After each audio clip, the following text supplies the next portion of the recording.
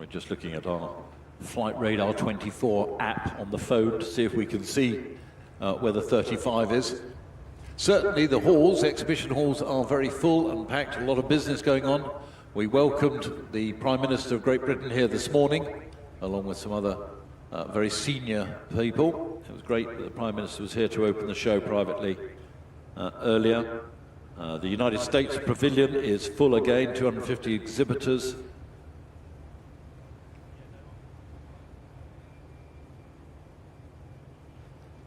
In fact, United States Pavilion, 34 of the United States are represented in 17 state pavilions.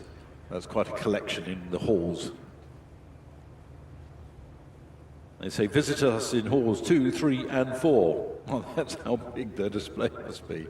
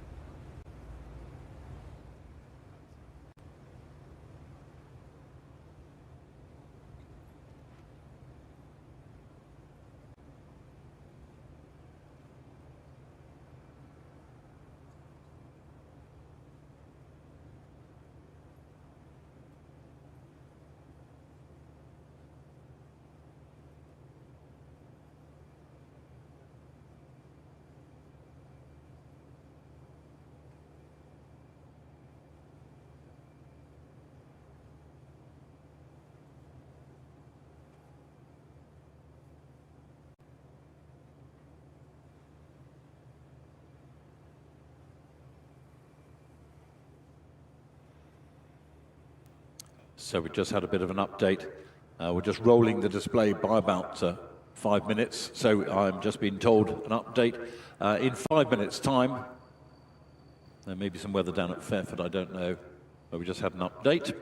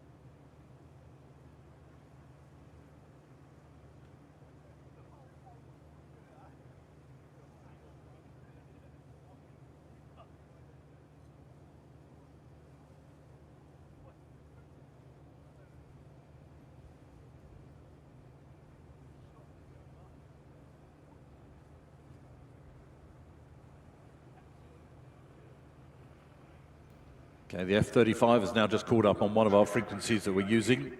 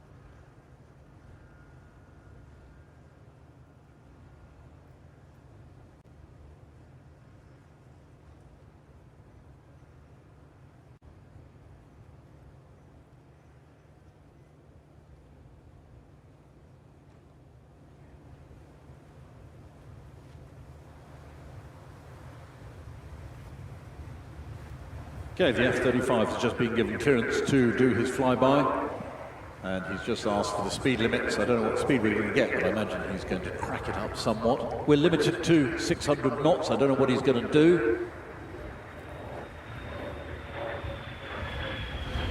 In fact, he's completely hidden from me on the roof.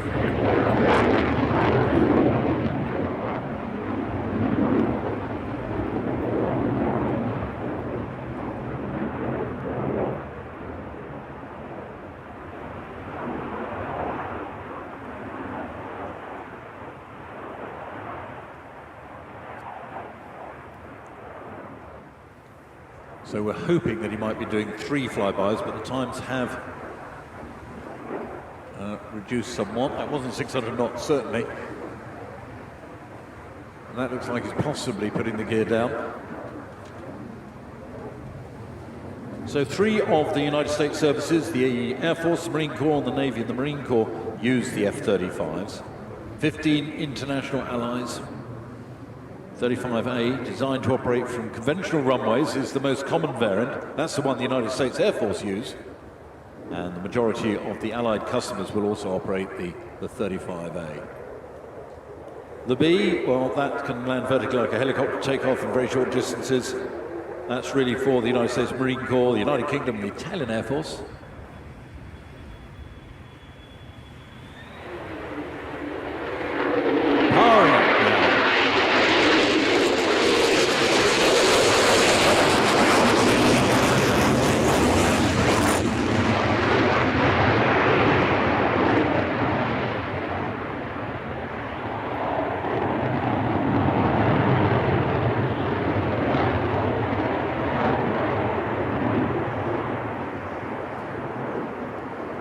International partners are in the program: the United States, the United Kingdom, Italy, Netherlands, Australia, Norway, Denmark, and Canada.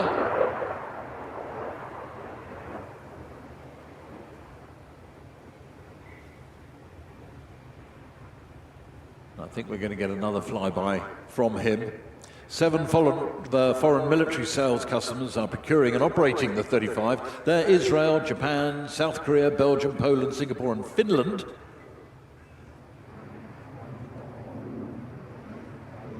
Max level speed, which we're not going to get, is Mach 1.6. 1.6 times the speed of sound. Total of 6 hard points allowed for carriage of external weapons and auxiliary fuel tanks.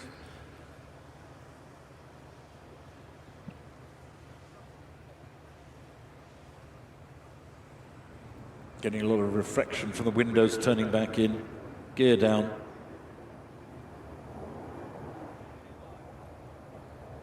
Flight controls all electronic, pathing the flaps, the ailerons, the rudders. The wings also contain leading edge flaps. Where's he going to clear off to? He's going to go back to Lakenheath when he does this flyby. And hopefully we've got the two F-15s floating around somewhere.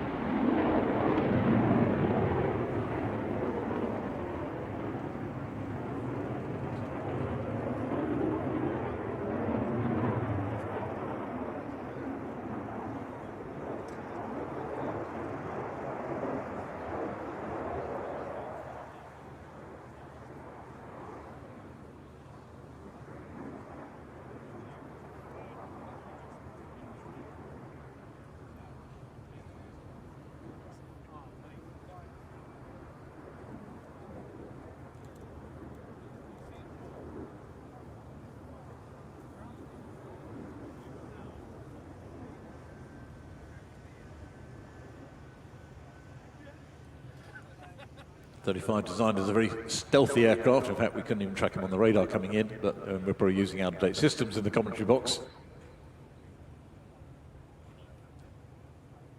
Just monitoring the display frequency for the 35s. The 15s. 35 is gone. So hopefully we're going to get 3 flypasts from the pair of F-15s.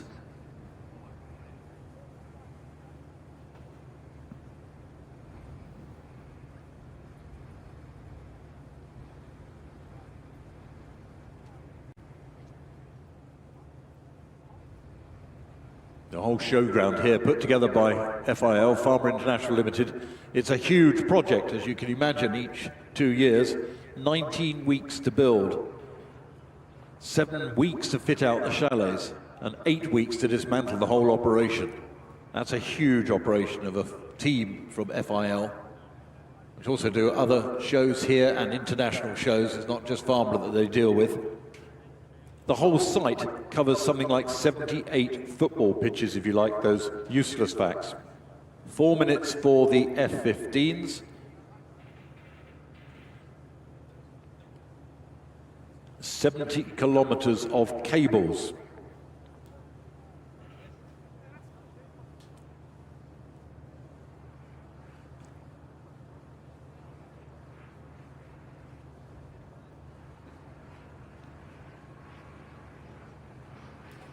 So we think the flyby will be from our left, from the west. We've got our eagle-eyed camera crews looking out that way. Okay, the other way.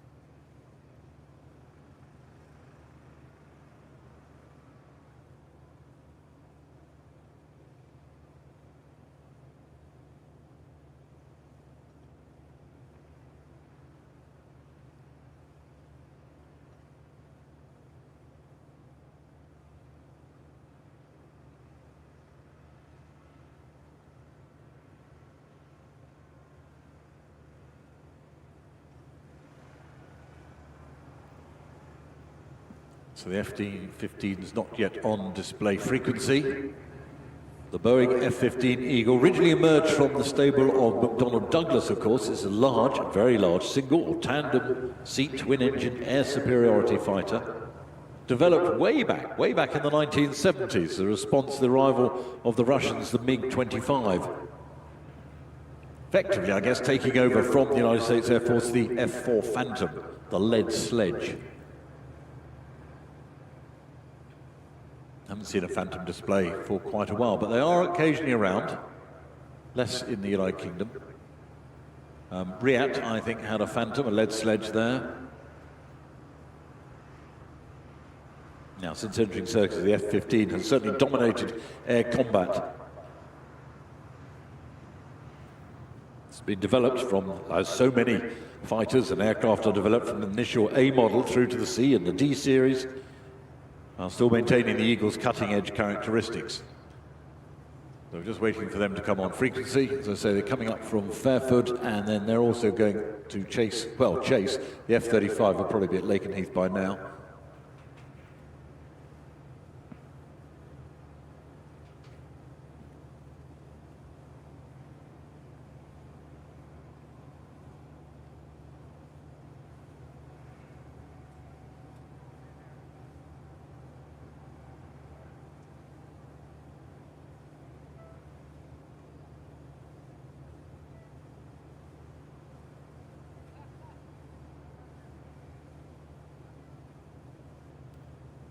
One minute, I've just been given the tops up from our left, from the Laffan's plane end.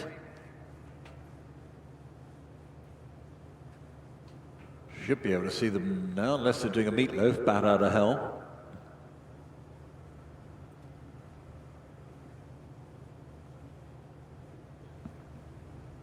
Oh, there they are. If you look sort of if you're looking straight out, slightly to your left ahead, cruising around slowly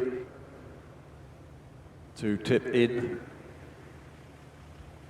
this way.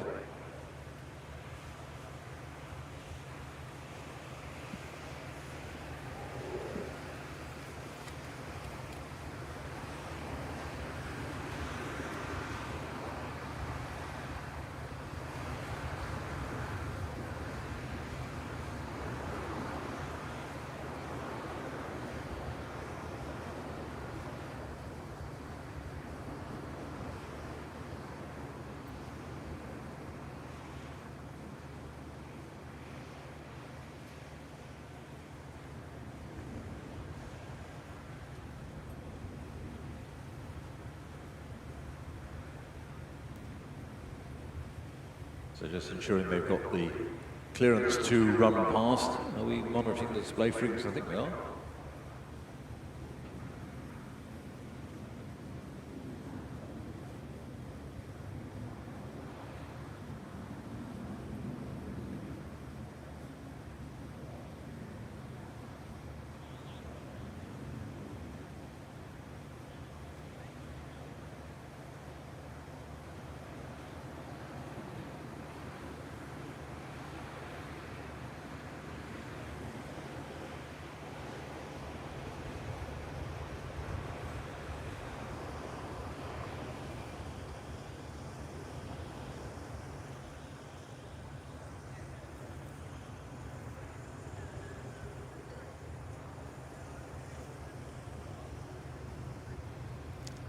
So just been cleared to run in. I don't know why they were holding off for a little while.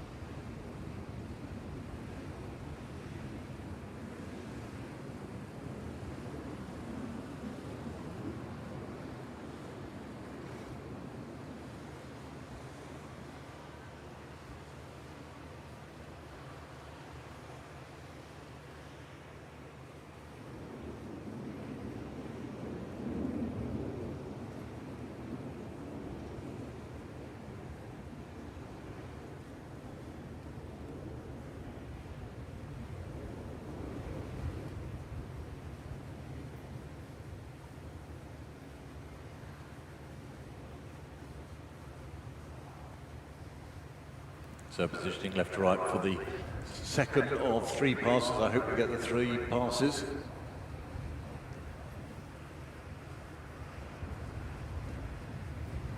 We do have a further display of noisy fast jets with the Royal Air Force F-35 later. We've also got Boeing demonstrating 2 flights of the F-15 at the end of the display. These are from the United States Air Force.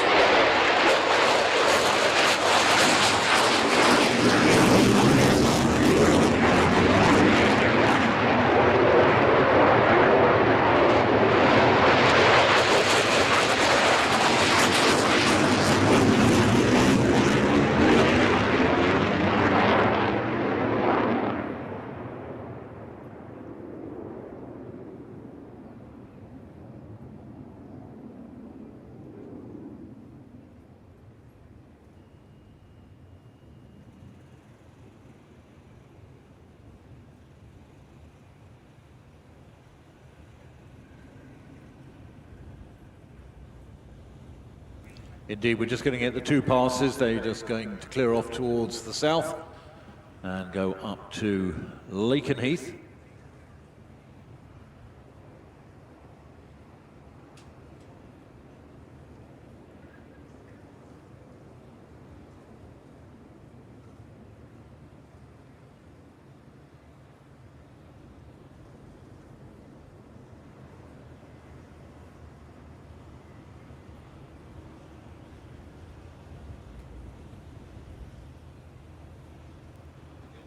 So we've got clearance to lift as the drone aircraft. It's probably from the north side. You can see some Land Rovers out and people with day-glow jackets. This is the Sentinel Jets, Green Jets drone.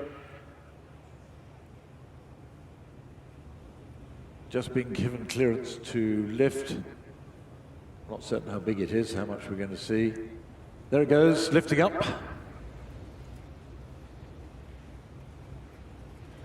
Drones have really come on hugely since we first had drones here. In fact, we've had one flying today already, one of our security ones at the back of the crowd. You might see that later on when you're coming and going. That's monitoring traffic and various other things in and out.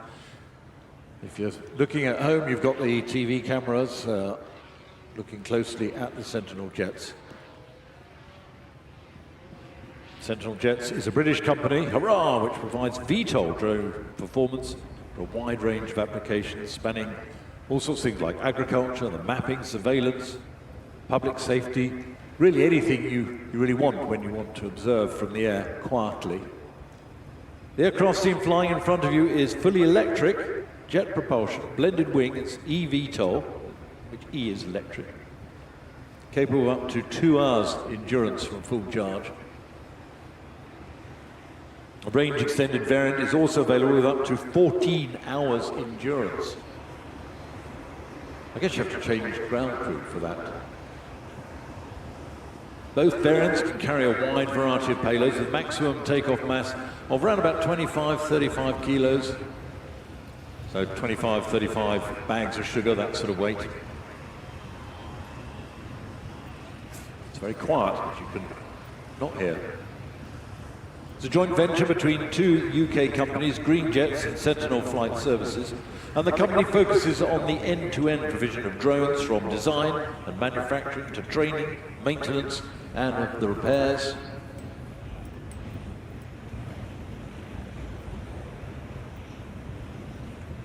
You can loiter in a circle, is what it's demonstrating, just loitering around with intent.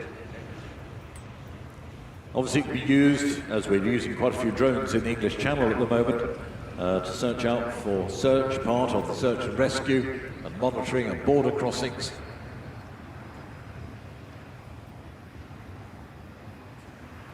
This aircraft, fitted with the following sensors, got AI-enabled daylight camera, infrared and thermal cameras, both mounted on 3-axis gimbals, give great stability of the camera, that of course be transmitted back down to the guys on the ground. Green Jets, world leader in electronic propulsion. This makes the technology of drones quieter, safer and more compact. Extensive experience integrating propulsion solutions into wider drone agriculture.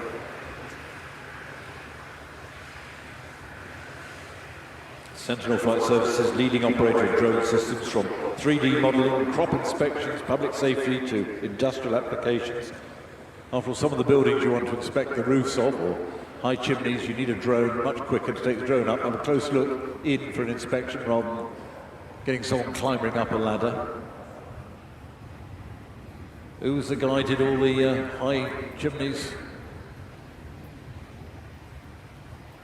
Fred Dibner. That's it. Well, I don't need Fred now, we've got the drones to do it. He's going to come back into the hover for a vertical landing when he's finished his little display.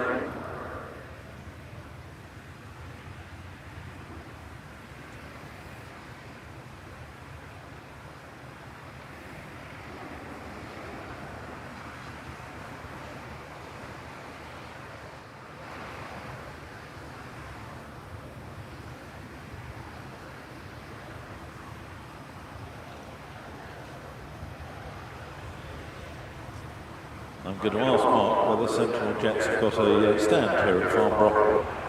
Since he hasn't got the list handy of where all the stands are, I won't bother actually asking him.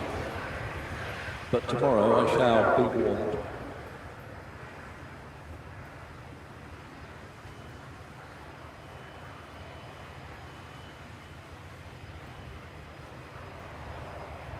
So it's an interesting wind here at Farnborough at the moment. It's going across the runway, giving quite a lot of turbulence on final. You can see dealing so well with the turbulence, the occasional rock of the wing. This is rolling over across the hill and with all the chalets causing a bit of turbulence.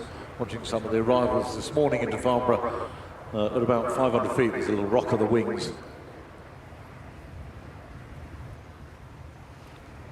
I guess the service of drones is changing all the time. The ever-changing needs of the drone industry.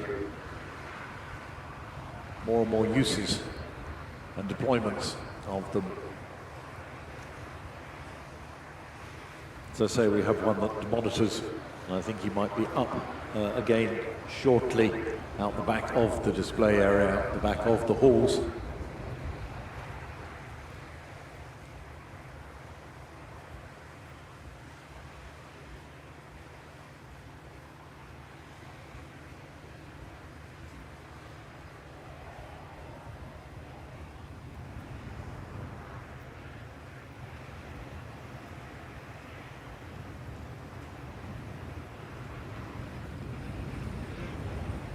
Coming up to the hover.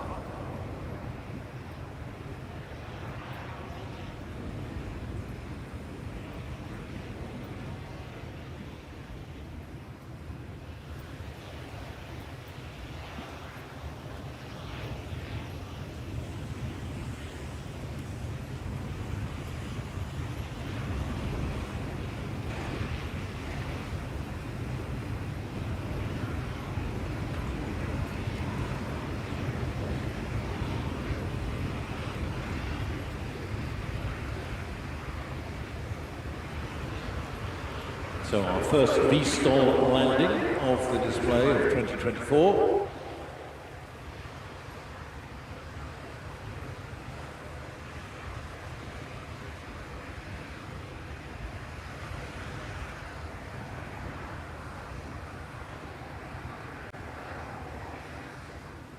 The Sentinel Jets, Green Jets drone touching down, which therefore means the Gökbey should be given clearance to go soon. Turkish Aircraft Industries down on the left of the display line, just waiting his clearance. Drone is down, he should be given clearance to display very shortly.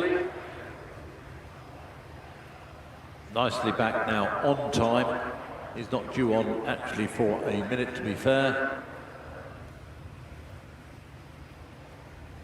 So after the Turkish aircraft, the Gökbey, Embraer E195-E2 at about 12 minutes past 2, then from the Royal Air Force at 23 minutes past 2, the 35, half past 2, the Airbus F-35 to depart at 20 to 3, the Daman, the 750 at around about quarter to 3, From the Royal Danish Air Force, the F-16 taking us up through the hour of 4 o'clock, no, 4 through 3 o'clock. We'll get there eventually, too many numbers. Line up and wait, I've just been given in my ear. The ATR 72 at 10 past 3, then the Chinook in from Odium, then staying with the Royal Air Force, the Voyager, then to Boeing, the F-15 clean display at 20 to 4, F-15 loaded display going through the hour of 4 o'clock, and then the Chinook to clear off back to Odium.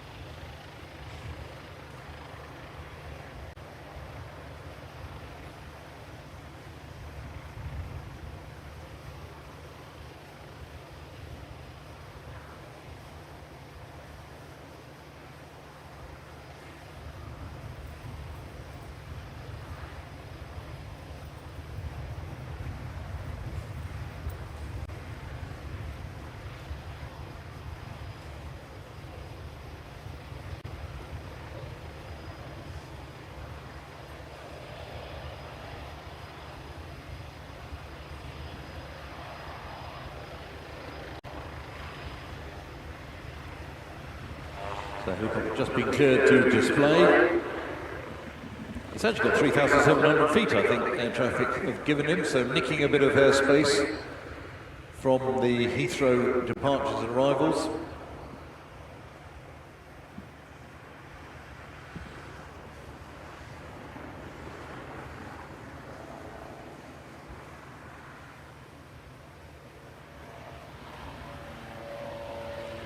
This is the T-625 Gokbey. It's a helicopter designed and optimized to meet and exceed multi-mission requirements in hot and high geographic environments. It's agile, as you can see,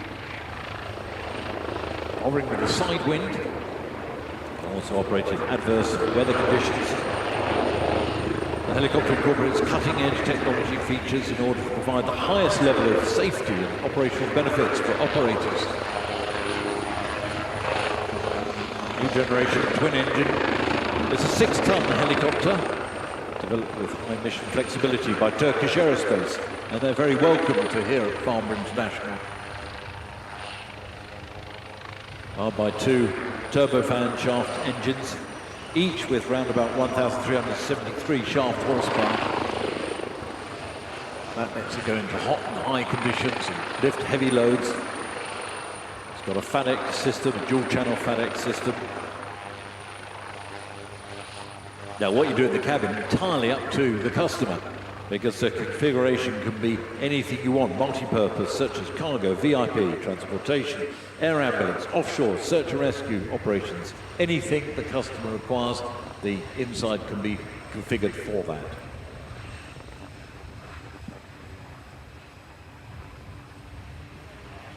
Although he's still got the gear extended, it is a retractable gear helicopter. Of course, that gets rid of a lot of aerodynamic drag, because you get a performance if you get rid of the gear, anything that's dragging the wind along.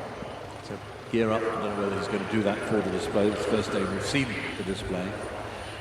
Of course, being retractable gear results in high efficiency of fuel consumption, benefits gaining range and endurance, and he can go backwards. Climbing gently all the way.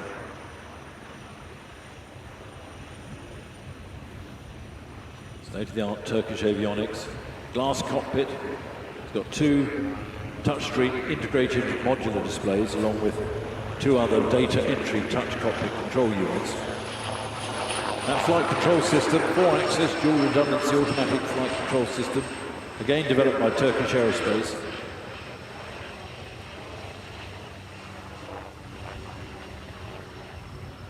Now it can crack along at about 160 knots. About 2.5 miles a minute, something like that. Now the surface ceiling, that's impressive. We're not going to use it today, but it's up at 20,000 feet. Stick on the auxiliary fuel tanks. Well over 600 miles. It's 512 nautical miles, so put that in statute miles. Pretty close to 600 miles. I'll take that for cash. It's very new.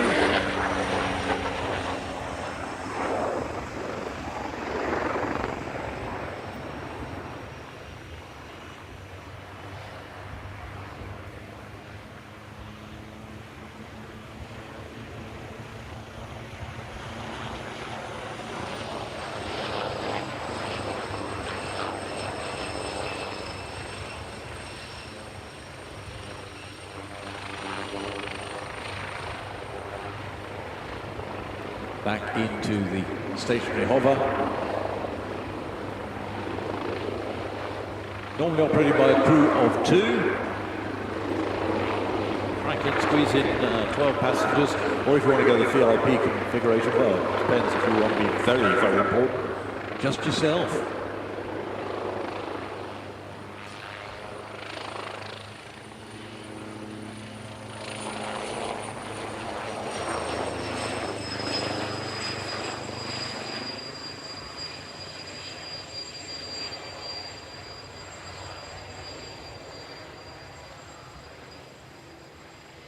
Coming into land. Well, they're very welcome here at Farnborough. I hope they have great success with this new helicopter of theirs.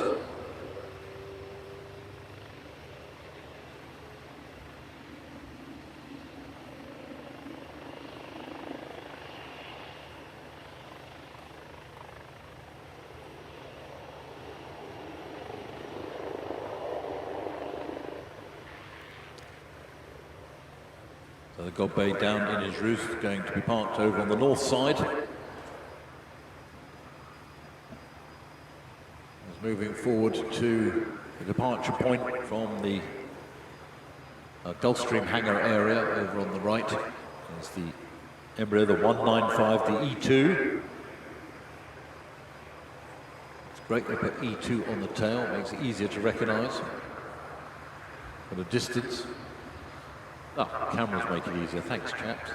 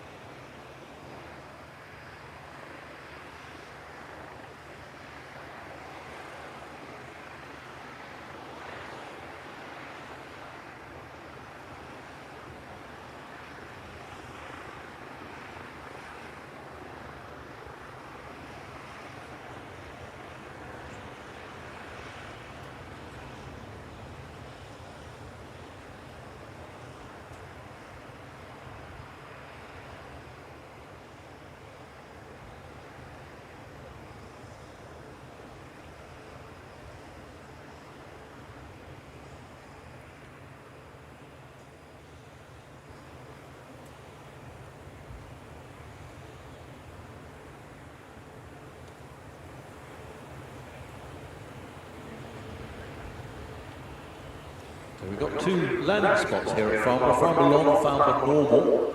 So for the display we have not the display threshold that is normally in operation here at Farnborough, we have the longer one just to bring it a bit further to the east. The Embraer just moving forward, just been given clearance to display. Various configuration, in this 3-class configuration you can put in 120 seats. Single class configuration 134, And if you really want to squeeze them in with a 28-inch pitch, that's 146 seats. Embraer, very, very successful aerospace company from Brazil. And like modern transport jets, it's very quiet.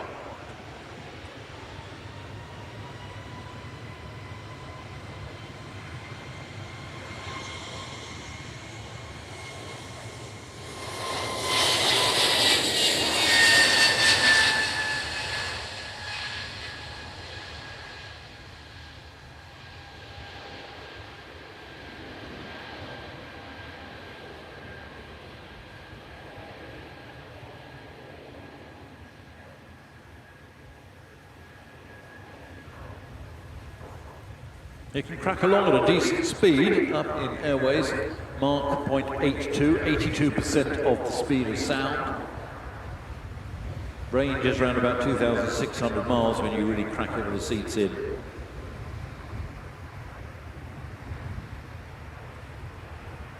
The E195-E2, the Profit Hunter. High aspect ratio wings with maximum efficiency help to reduce the fuel burn and therefore the CO2 emissions.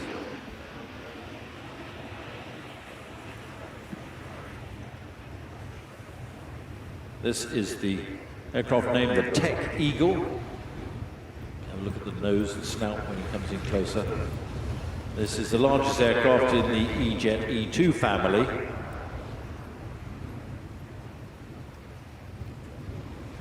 Fuel burn reduction is up to something like 25% compared to the previous generations.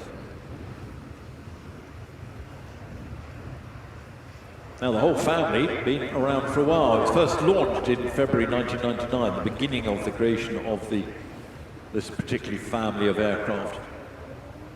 It's the next generation from the 170 and the 190s. In fact, the 170 made its European debut here in Farnborough 22 years ago. And certainly they've come on and developed many, many places.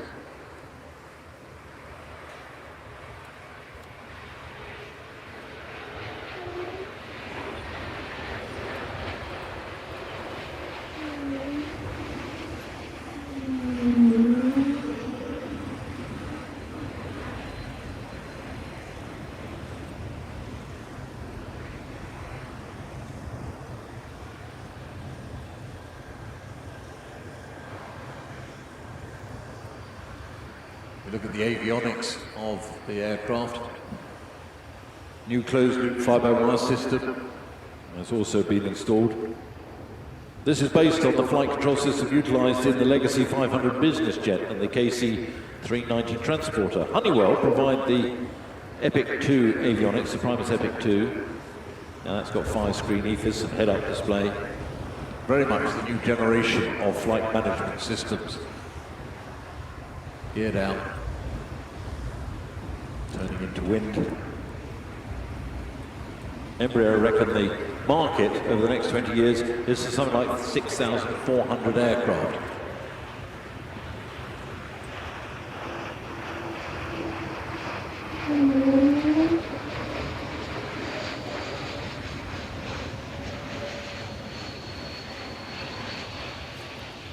Last year, the model also received type certification from the Chinese authorities. This really paves the way into a very lucrative developing market. To date, Embraer have received 272 orders for the 195-E2, and some 94 airframes have already been delivered. The most recent order of the type was made by Mexicana de Aviación. They've taken 10, with deliveries commenced into the 2025, 42. Keeping nicely within the airfield boundary.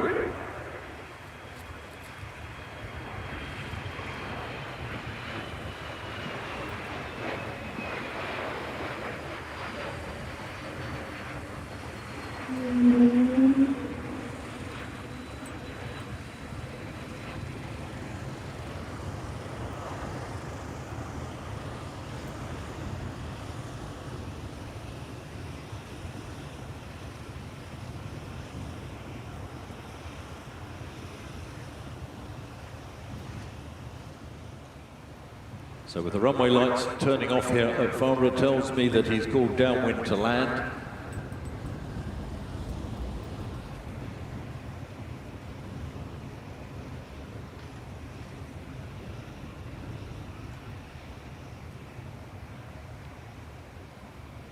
So we've got something like 5 minutes until the Royal Air Force F-35 turns up, which gives the Embraer aircraft time to land. He will be, I think, being parked back on the south side, or not. I can't remember from briefing.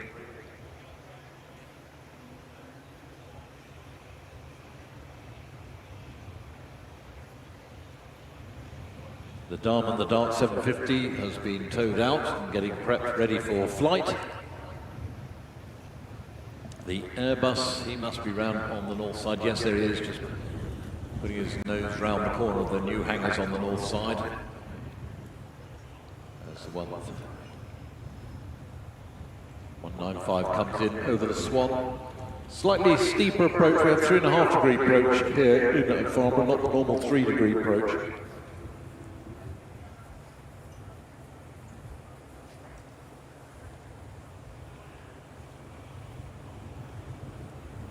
So the crosswind is developing a little bit.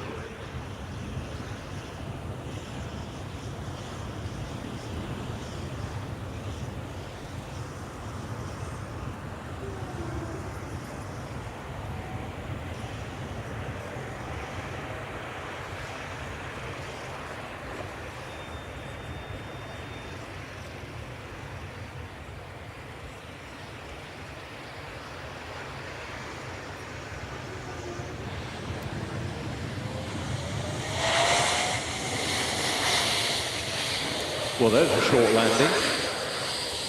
Crikey. No mucking about there. Good looking airplane, isn't it? The Profit Hunter.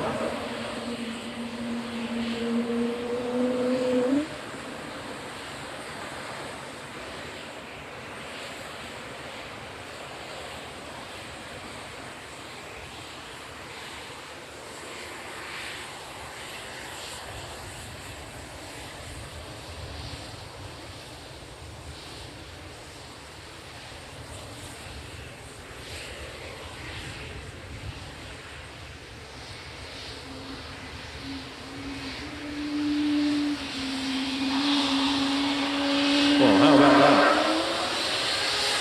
That's got a turning circle of the London Black Cap, isn't it?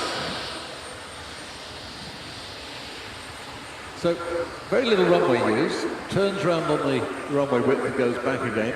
That really shows a certain versatility of this aircraft. They're into regional airfields, smaller regional airports.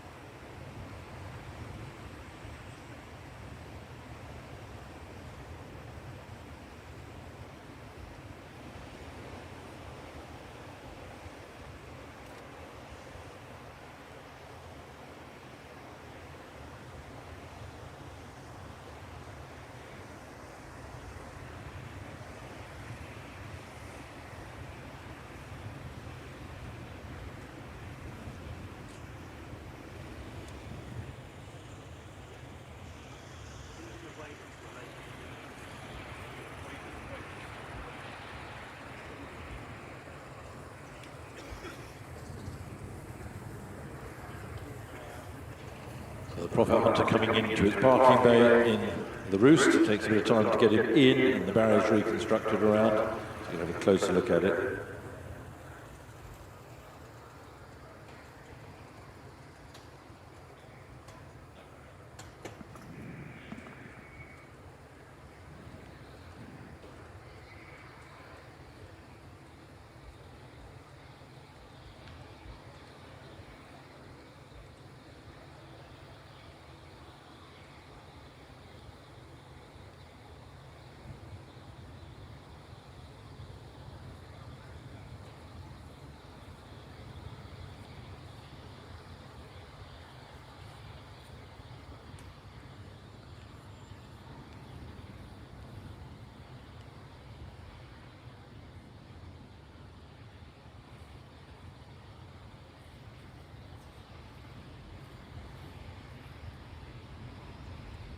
So running in from the left, everyone up here is pointing out towards the left plane in from the Royal Air Force.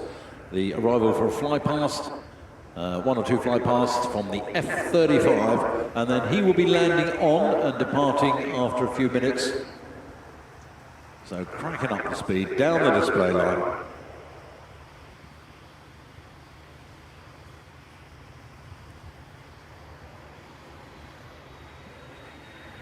Once again, in the display line to the second.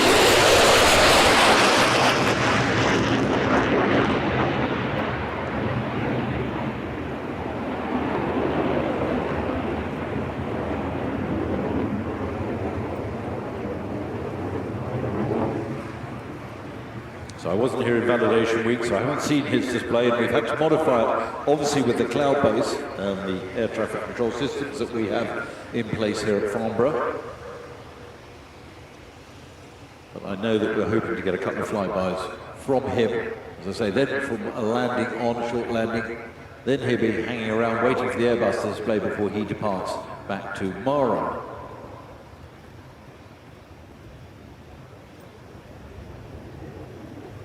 Speed back to much more a sedate place. Two versions of development of the F-35, the standard conventional takeoff and landing aircraft, and the advanced STOVL, short takeoff and vertical landing variant.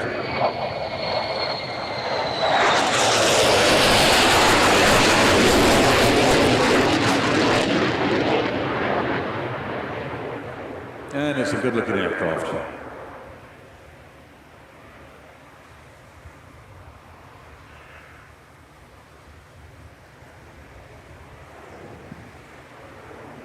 Max level speed, Mach 1.6.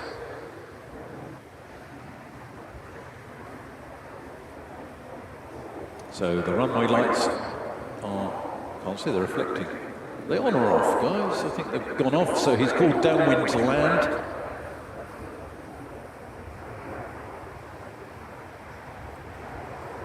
So the Airbus is waiting north side.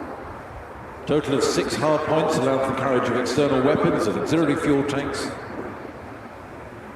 Up to 6,800 kilos of additional ordnance can be carried on those hard points. Really, whatever configuration you want.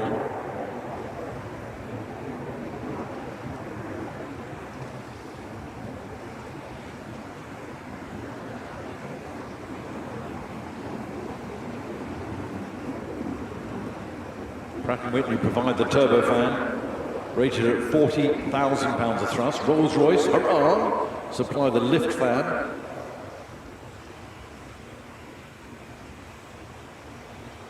Which I don't think he's going to do a vertical landing, but I think it's going to be a sort of slowish, shortish. A good percent on the wing and a good percent on the engine.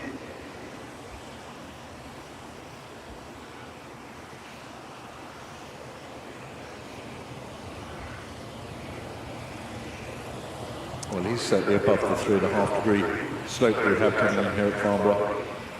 Good boy.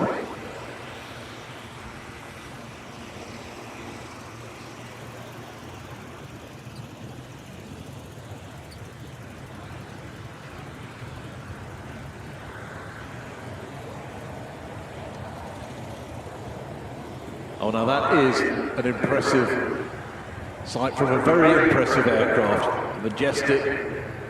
Descending slowly into Farnborough.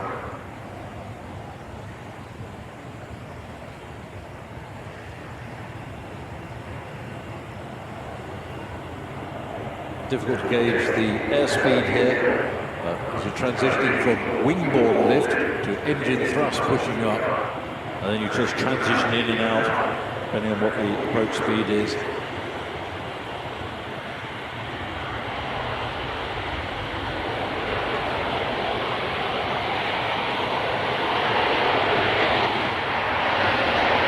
That's a good flyby. Got a landing there, that's lovely.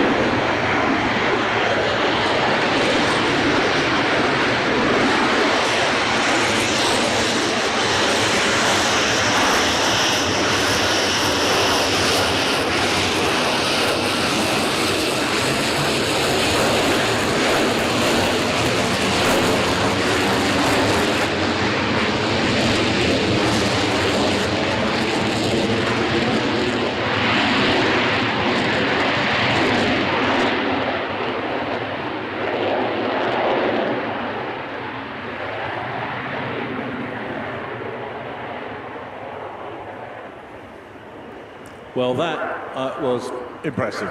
We like that very much. As I say, Pratt & Whitney producing the thrust, Rolls-Royce supplying the lift fan, swivel duct nozzles to deflect thrust downwards, and bleed air reaction control valves in the wings, all being demonstrated for the stability at low speed at that pass. All the way down the display line here at Farnborough on runway, whatever it is. 24, downwind to land.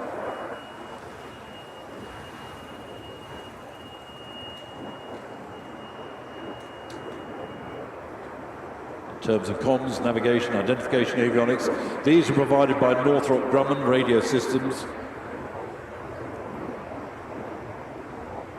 Tactical defense systems are by Lockheed Martin.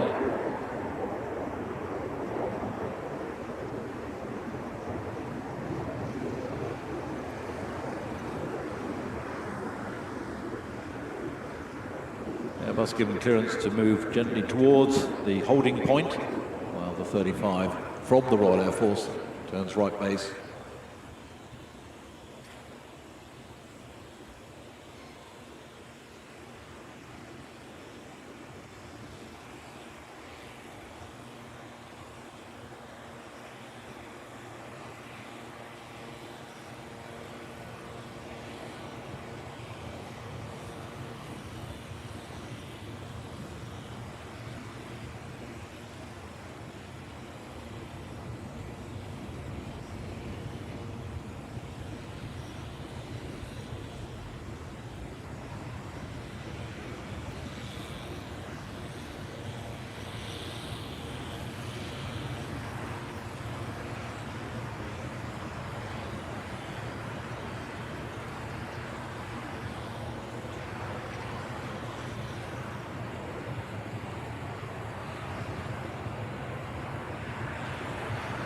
Coming in to land now, as the Airbus pulling out.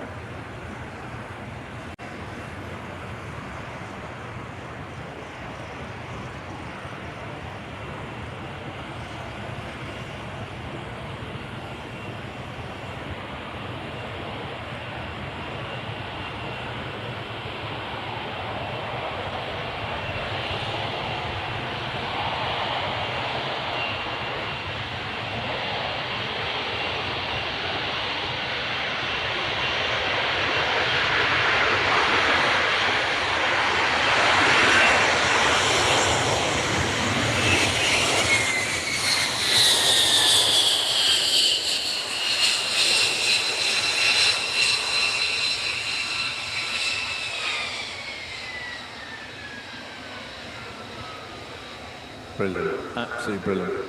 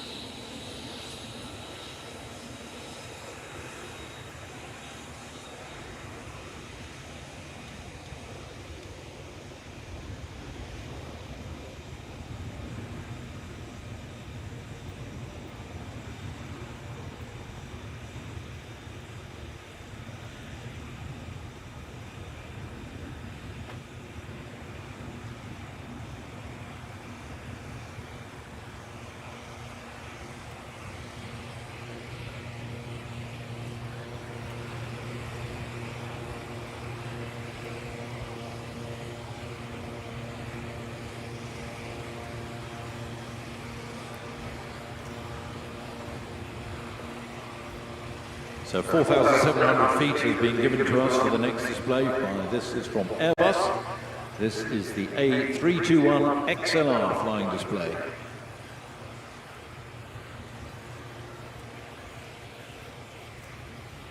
Now, Airbus displays are always good, if not exceptional. So watch his takeoff. Again, once haven't seen his display this week yet. Well, the week's only just started. Mal Ridley, Mark Lewis, both the 2 test pilots. Philip Pupin, the flight test engineer. Starting to take off run. And again, very quiet indeed. Expecting a steep takeoff, climbing turn. Extra long range.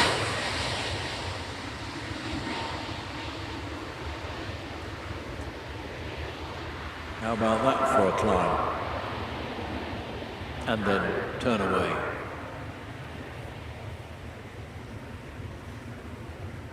So its ongoing certification and test flying campaign is now in the final stage. In fact, only last week it received its certification. That's the European EASA certification, so that document probably still wet on Mal's desk. Route proving flights are being done. Debriefing after airlines' recent route proving, so you need to give them to operators and get them to go out and have a go with it, and they can fine-tune everything. They've been focusing on ensuring the first operators will have everything they need in terms of airworthiness, compliance and operational support on day one.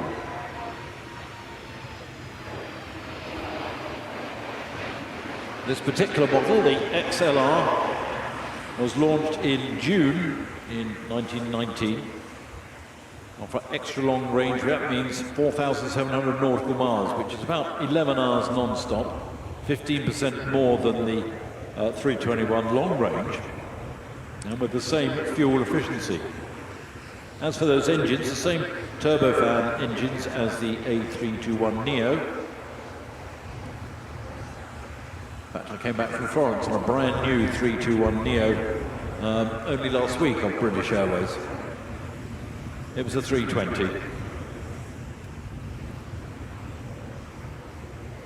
terms of engines, Pratt & Whitney geared turbofan or the CFM LEAP 1A engines.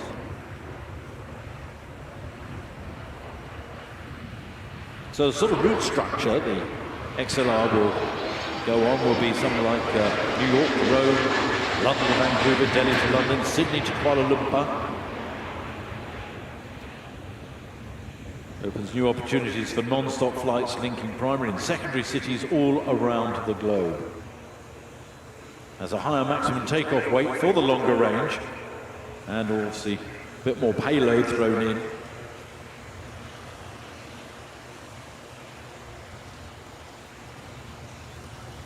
Long-haul comfort of a single-aisle airliner. 101 tons takeoff weight, with something like, is that 16,000 litres? Extra fuel capacity. The aircraft's airspace cabin interior brings the benefits of long-range, wide-body comfort to the XLR. Single-class configuration accommodating up to 244 passengers. Provides economy class passengers with 18-inch wide seats. Now, of course, the density seating layout, you can do what you like, really. It depends what the customer wants, it's what the customer gets. Slow speed pass by the XLR. Latest generation in in-flight entertainment. The overhead bins, much more improved. Full flat business class seats. Whatever you want. Slow speed, sort of high alpha pass.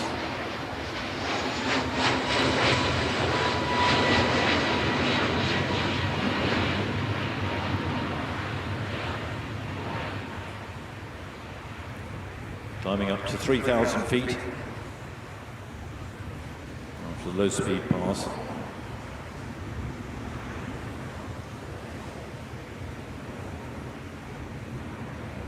Quite a few main engineering changes have been incorporated for the XLR.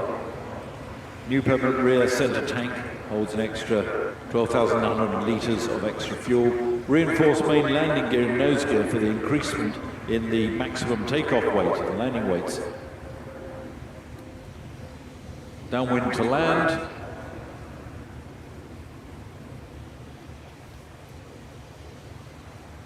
And other things you've got to think about, extra long range. Well, they've doubled the capacity of drinking water tanks for passengers.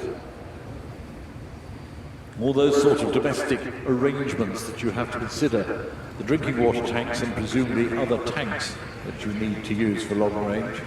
And I'm not talking about fuel tanks.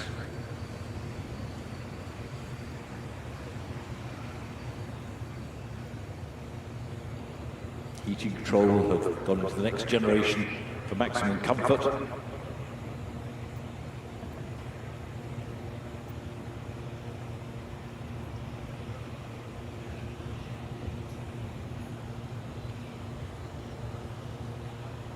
Now I know the 35 is supposed to be a stealth aircraft, but I can't see where he is at the moment. Team, thank you. There's the Airbus A321XLR comes into landing. You can see there's quite a crosswind up there, the way he's having to fight against crosswind that we've been picking up throughout the day.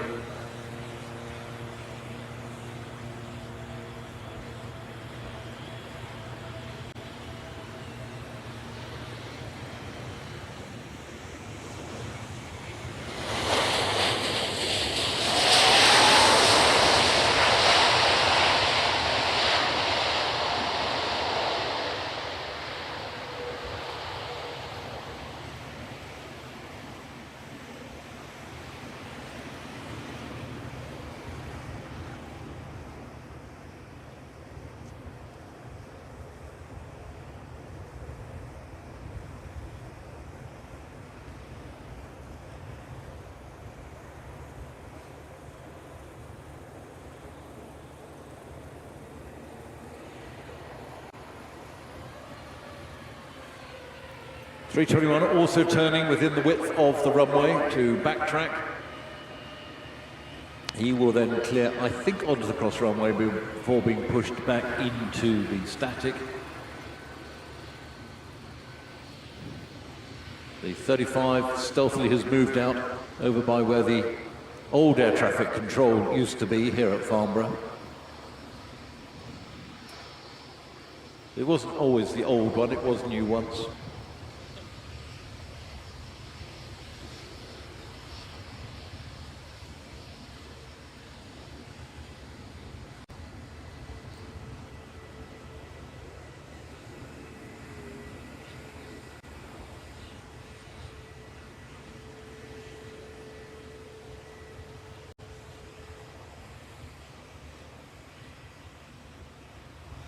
So keep an eye out.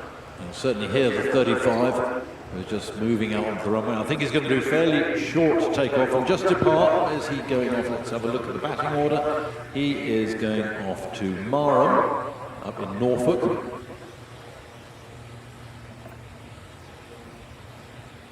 And he moves out. The Dart hasn't yet started. Has he started? Can't quite see. He's got lights on, so he's powered up the Diamond Dart. The F-16 still to display, the ATR-72, the Chinook, the Voyager, two other from Boeing F-15 displays, and then the Chinook to clear off. So the 35, nose wheel light on.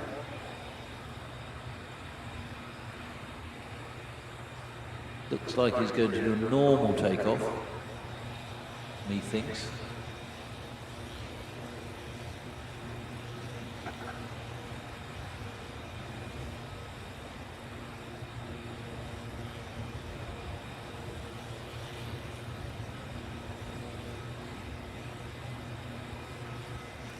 They are now opening up all the panels for a short takeoff. So that big door opening up tells me that he's going to be using a lot of the fan blast down.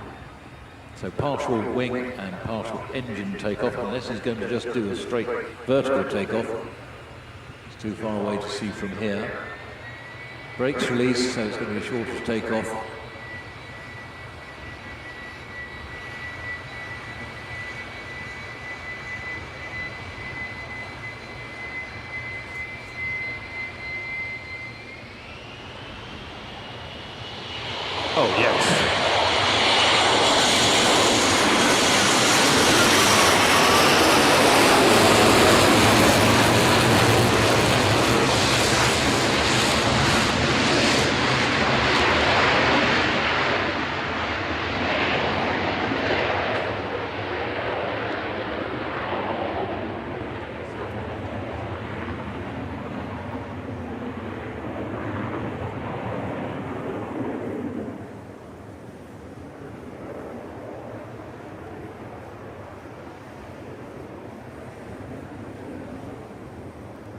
So a very impressive departure of the 35 from the Royal Air Force as the Diamond Dart darts up the runway to backtrack.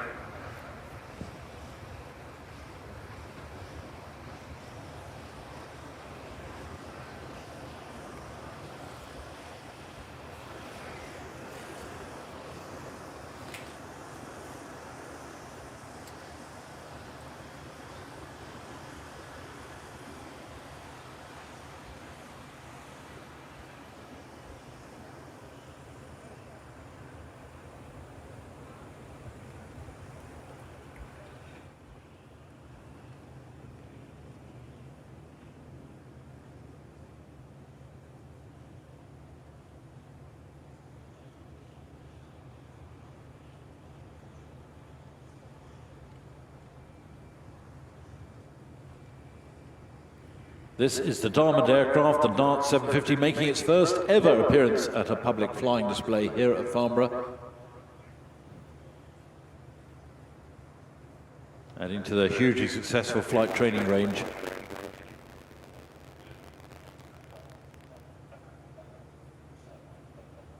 Clear to display, the Dart 750 will be Diamond's first military turboprop trainer. The first turboprop trainer designed entirely in the 21st century. Currently in certification, in test flying.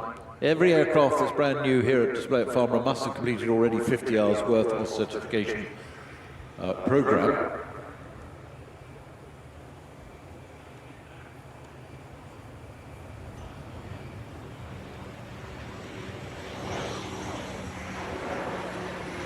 So it's got the well-proven engine stuffed up the front, the PT6 engine from Pratt & Whitney, 750 shaft horsepower. Very successful, very popular engine, very sturdy engine as well.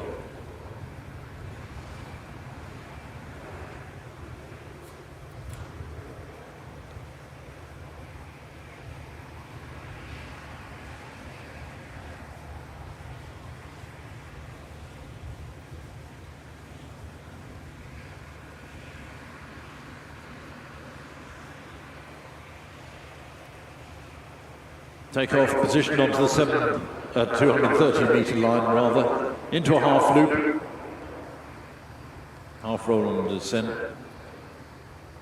Load factor of -4G to +6G.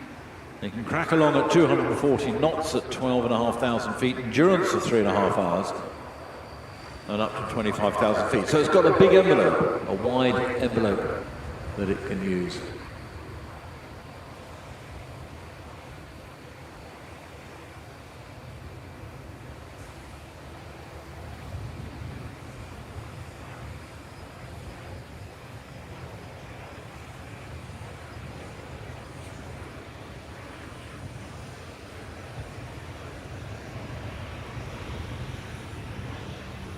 Slow flight coming past. It is very slow for the size of the aircraft.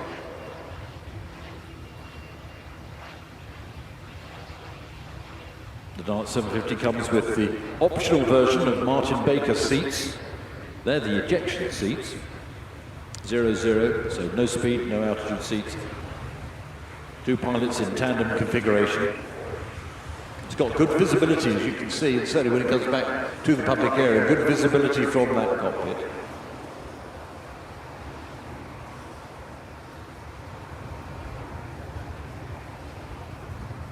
The Diamond aircraft team invite you to take a tour of the 750 at their static display from tomorrow until Friday, so don't go there now.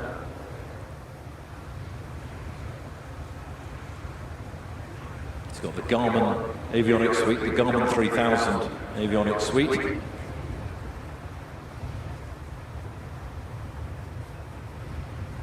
That engine up the front, up the snout, the PT6A turboprop, has seen 120 enhancements made in the past 10 years alone.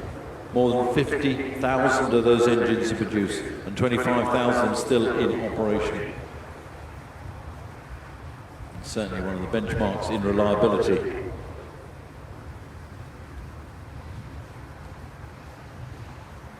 This aircraft, the 750, is only just over a year old. Maiden flight of the type occurring in June 2023.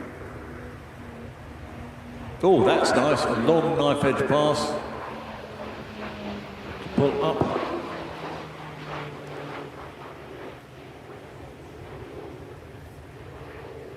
And although it's a military trainer, I am told that it can be sold to the public market.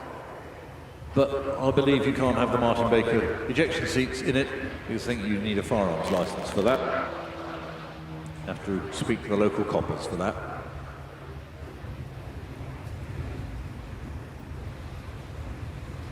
Nice roll into the inverted, into negative G.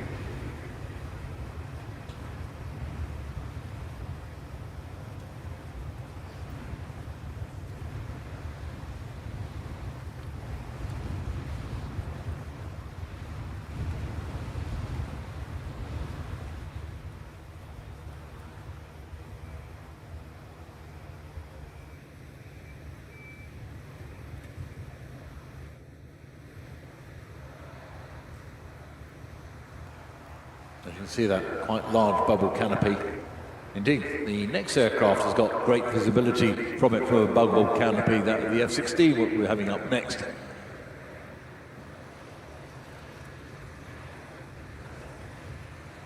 Certainly got all the makings of a very successful training aircraft with its performance range, and certainly from the stable of Diamond aircraft. Downwind to land, the gear going down, lights going out on the runway edge.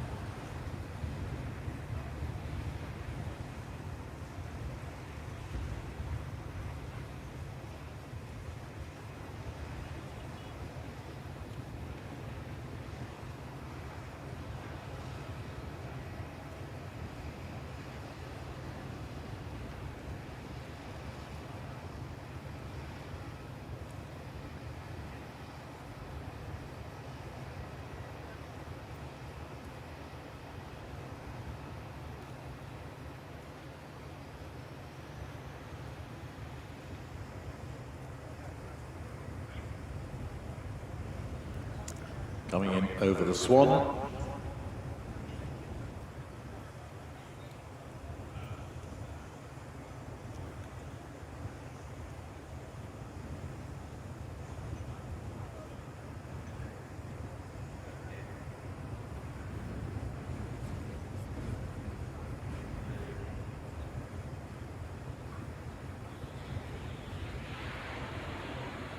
Touching now, down.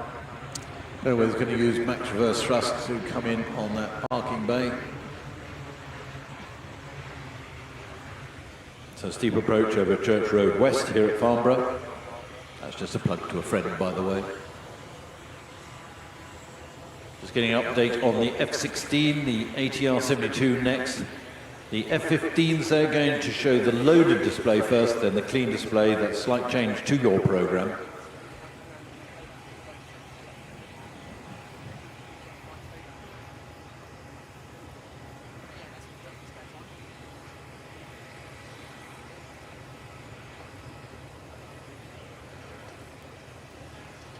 So I was about to say I can't see the F-16 taxiing yet, but in fact I looked at the program, it's because it's at Fairford. And we just had a buzz from Fairford that he hasn't actually got airborne from Fairford, but we're being invaded by people from Odium. They must be the Chinook crew.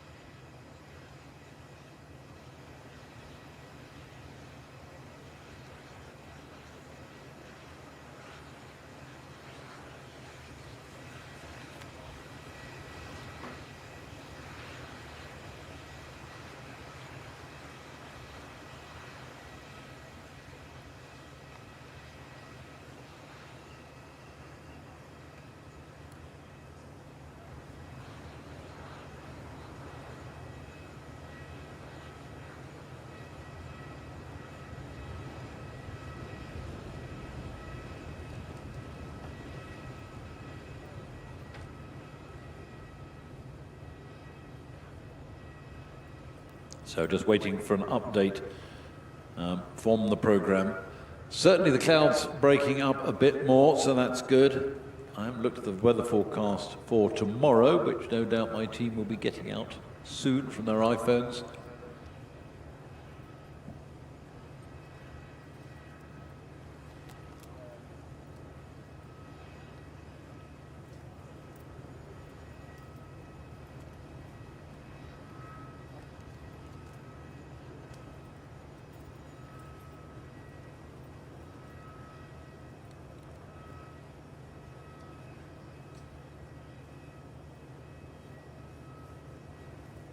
Indeed, those of you coming back tomorrow, light cloud, gentle breeze, so better weather than today.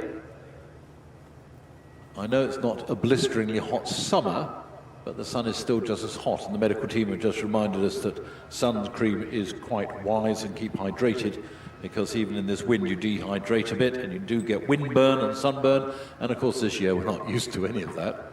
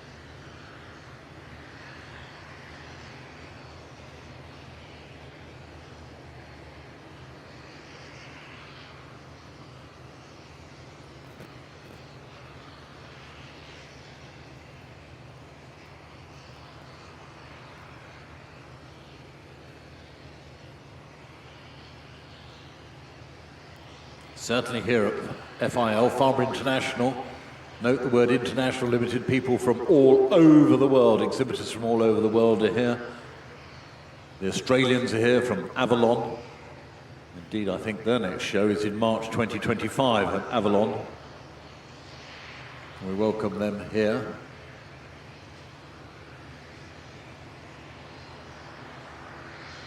Farnborough International, apart from many shows here on the site, and shows around the world.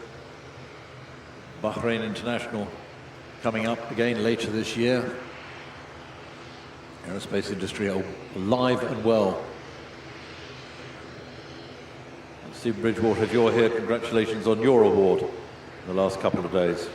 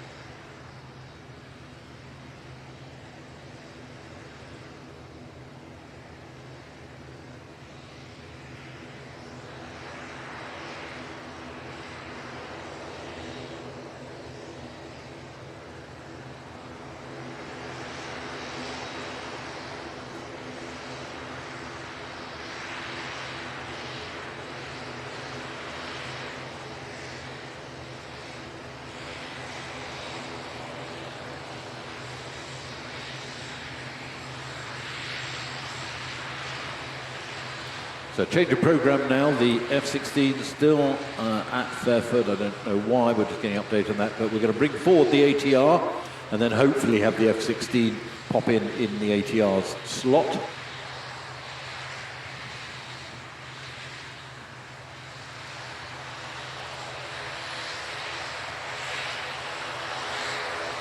The ATR moving out onto the runway. The Chinook maybe, the timing may alter a little bit on the Chinook.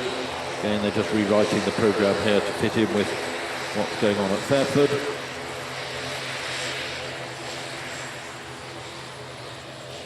This is the ATR 72.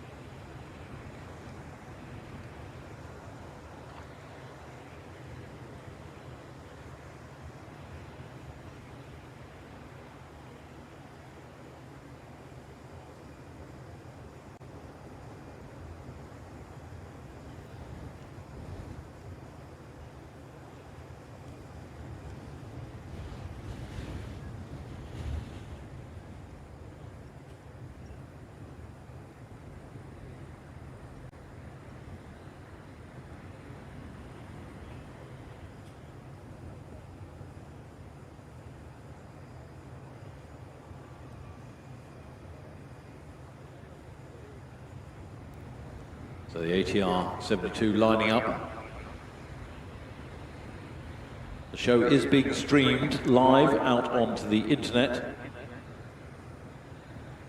ATR 72 just beginning its clearance to display.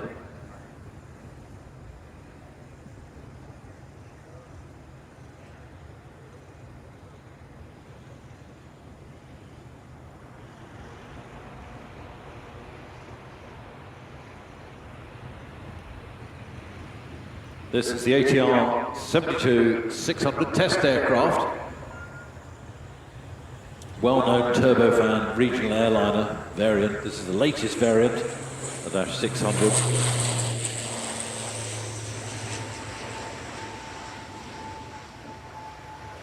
Now the ATR family incorporates both the ATR 42 and the 72, made up of high-wing, six-bladed twin turboprop aircraft designed right from the start for efficiency and also for low fuel consumption, reducing the CO2 emissions and giving greater operational flexibility.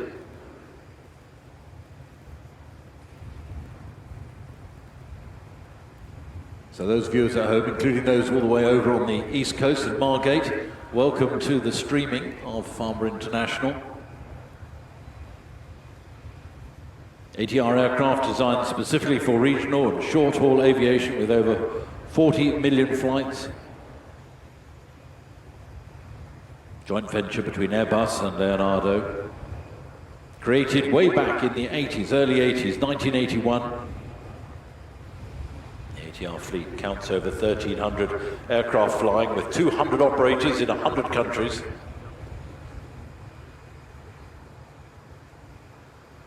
It's flexible, very efficient turboprop technology.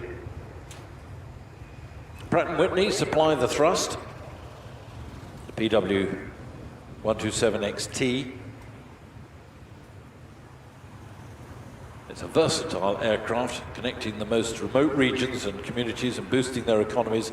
It excels in extreme temperatures, high altitudes and short runways. It's a very good range of up to 1,370 kilometers, carrying up to 78 passengers, so that's a good package to have in this sort of regional aircraft. Indeed, 1/3 of commercial airports worldwide rely exclusively on turboprops. Makes them an ideal route opener. Yeah, if you're opening a new route, you'll stick a turboprop on it, so it's a good opener.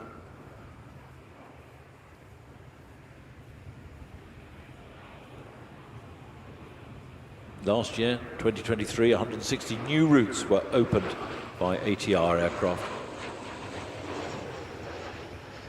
Spacious cabin, modern cabin. If you go into the freighter, this is not the freighter, this is a test aircraft, but the freighter version comes with a 6-ton freight capability, large cargo door, and several Highline premium configurations are available. You'll find ATR 72-600s currently flying and transporting passengers all over the world from the Caribbean to remote islands of Norway. From cold to hot.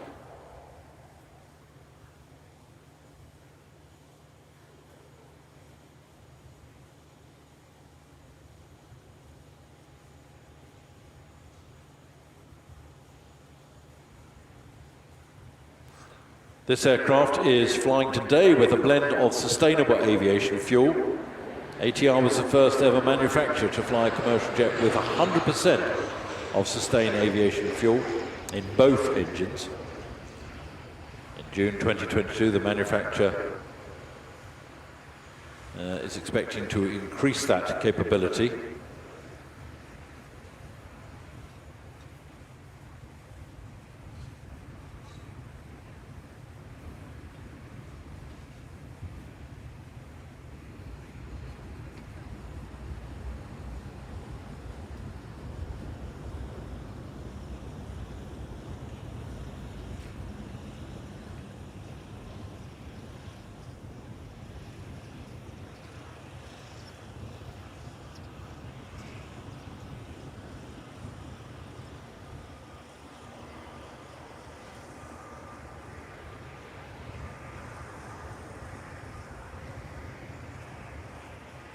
.600 boasts a brand new flight deck avionics. Thales supplying the EFIS system based on 5 widescreen LCD displays, 2 primary flight displays, 2 multifunction displays, and an engine monitoring alerting display system.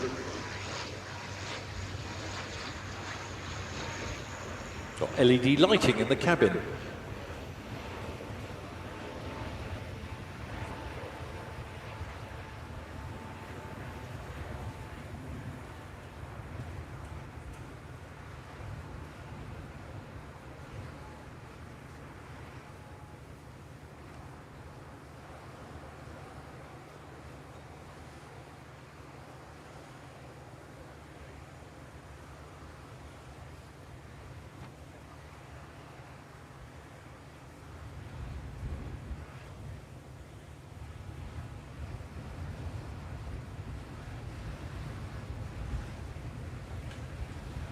Last year, ATR delivered 32 passenger variants of the ATR 72-600, along with 8 freighters.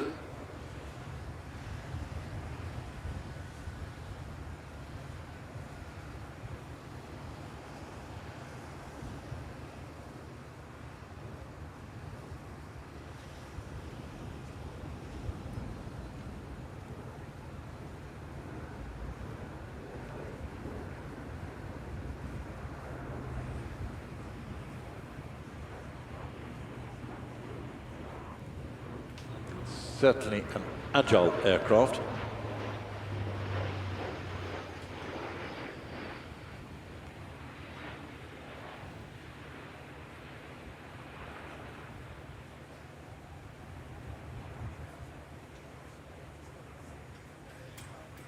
Downwind to land.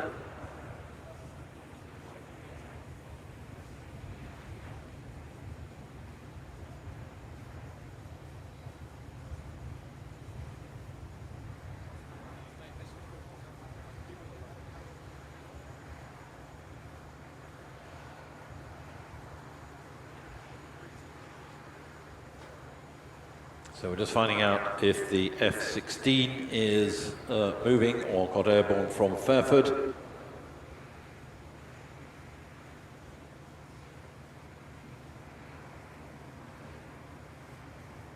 And interesting, when I mentioned about streaming of Farnborough International, the show, I mentioned Margate. We just had a request that someone from Ramsgate gets a mentioned. All going around the whole south coast now. No more requests.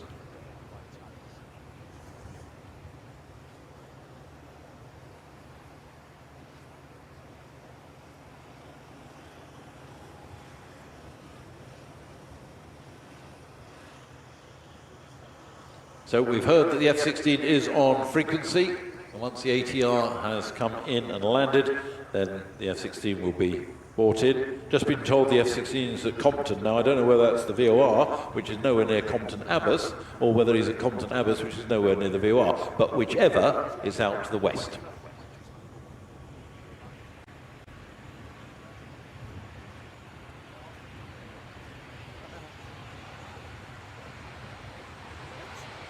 ATR 72-600 coming down for a very short landing, showing its flexibility. How about that? Going to then turn off and park. Sustainable aviation fuel, written on the side of the engine cowling as well.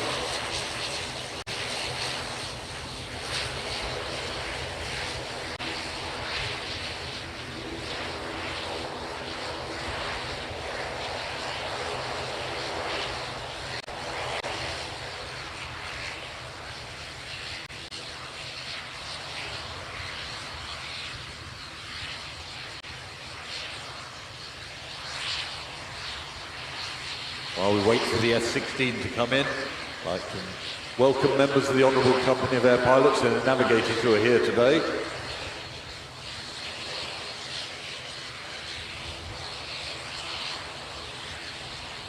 Air League also a number of members here, and the Royal Aeronautical Society. Other magazines are available.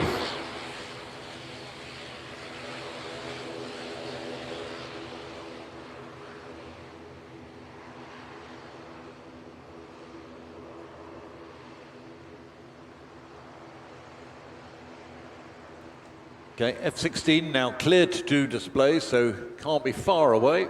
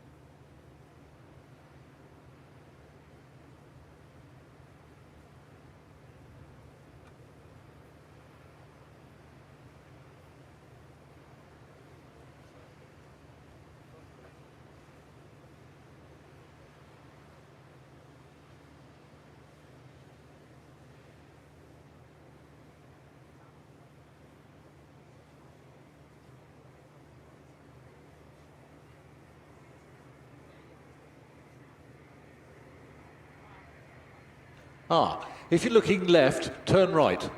The F-16 arriving from everybody looking the other way.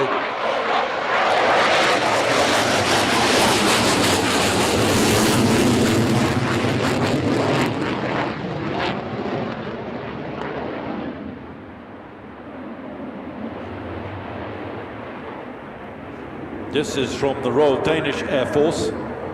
They've operated the F-16 Block 10 and Block 15 aircraft since the 1980s. Midlife update to the F-16s. Well, the F-16's been around for a very long time. 1972, when the program started coming out as the United States Air Force Light Fighter Program. Oh, yes. Using the sky here now.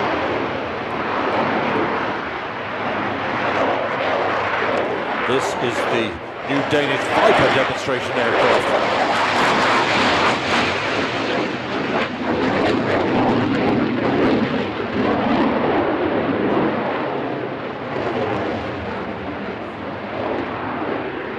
Over 3,100 F-16s are operating in 25 countries. Over 13 million sorties and still counting.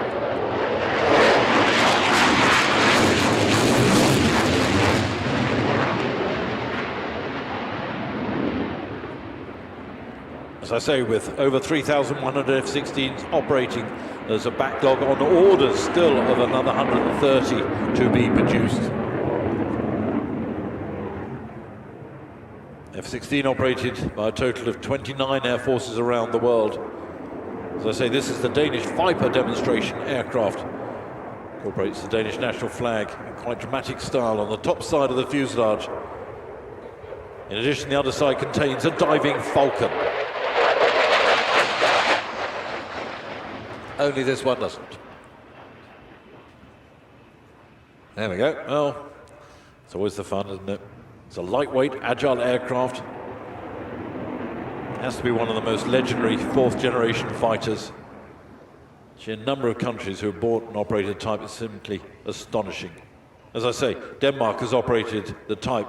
It's the backbone of its air force since the 1980s. Other countries include, and here we go, Bahrain, Belgium, Bulgaria, Chile, Denmark, Egypt, Greece, take a breath, Indonesia, Iraq, Israel, Italy, Jordan, South Korea, Morocco, Netherlands, Norway, Oman, Pakistan, Poland, Portugal, Romania, Singapore, Slovakia, Taiwan, Thailand, Turkey, the UAE, the United States, and Venezuela. That is a success story. Coming through in high alpha, slow speed pass.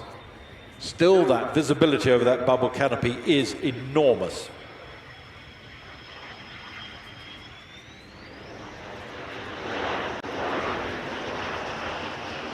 That single-piece bubble canopy allows 360-degree all-round view, 195 degrees fore and aft, 40 degrees down over the sides, and 15 degrees down over the snout.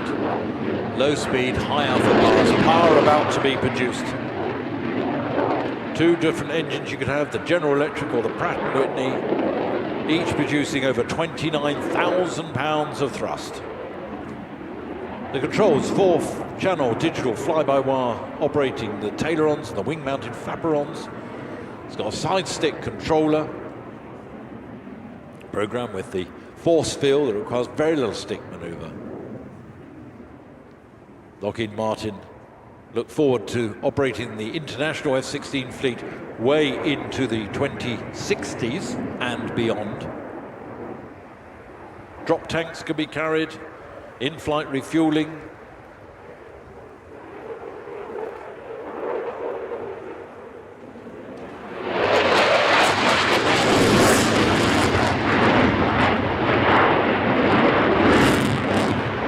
In terms of armament, air-to-air missiles can be loaded on each wingtip. 6 underwing hardpoints are available, along with 1 under-fuselage centerline hardpoint.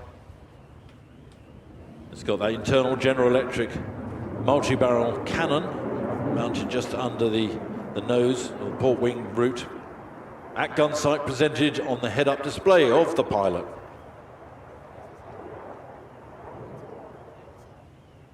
Now it can crack along at a good speed. Mach 2, twice the speed of sound when required.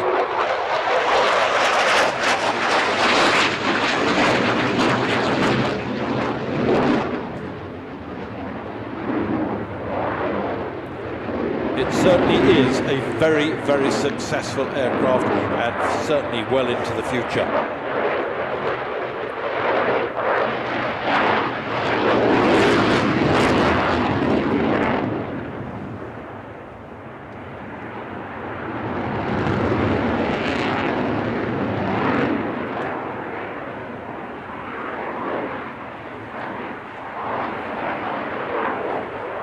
This is the current Lockheed Martin manufacturing blocks, the 1772 block aircraft.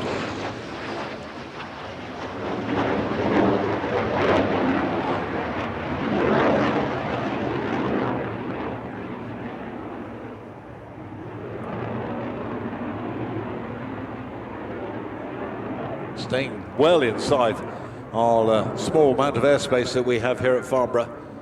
This really shows the agility of this wonderful fighter. Fighting Falcon.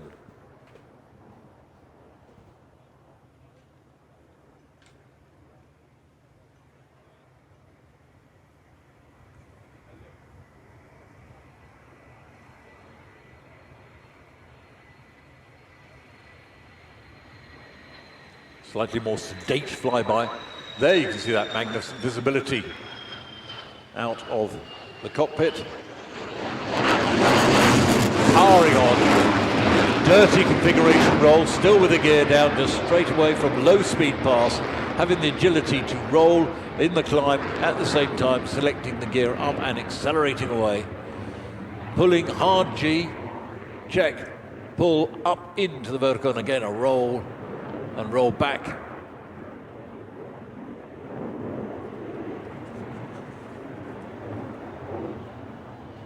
F-16 can maneuver up to 9 Gs, 9 times the force of gravity. If you think 8 G is if you're holding a pint of beer and you pull 8 G, you're holding a gallon of beer, which is a marvelous thought. Fast run, left to right.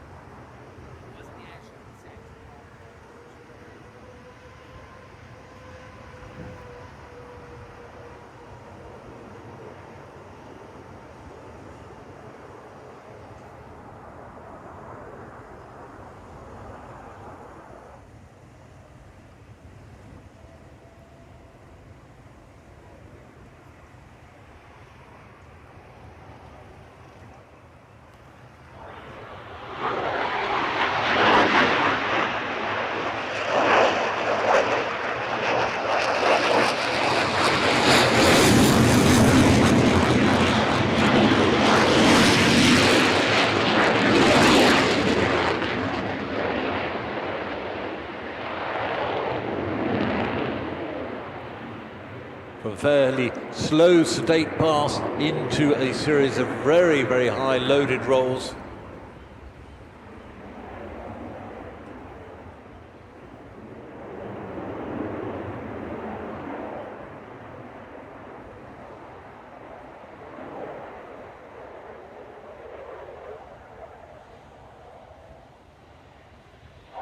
Ah, nice little wave.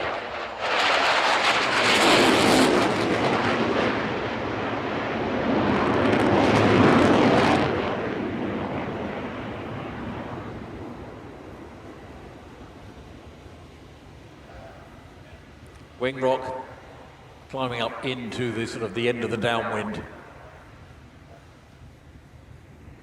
Calling downwind to land, giving clearance to land.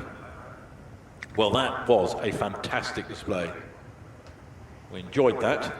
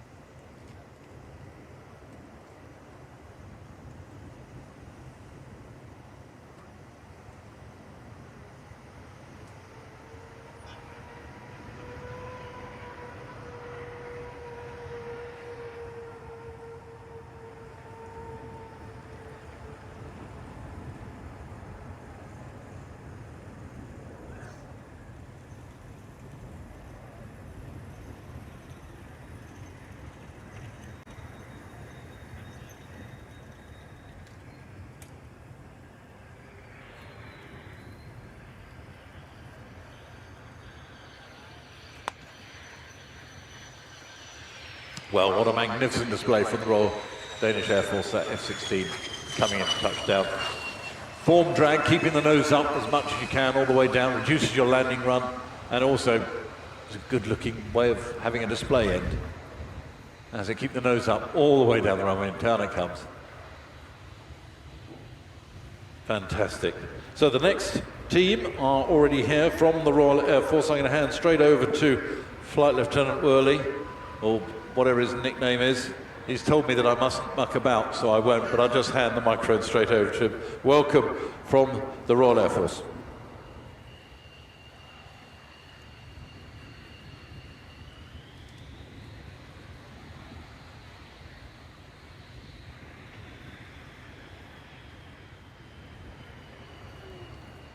Good afternoon, Farnborough. My name is Flight Lieutenant Matthew Worl, or Worley, and I'm here up in the commentary box today, joined by Flight Lieutenant Gwyn Edwards.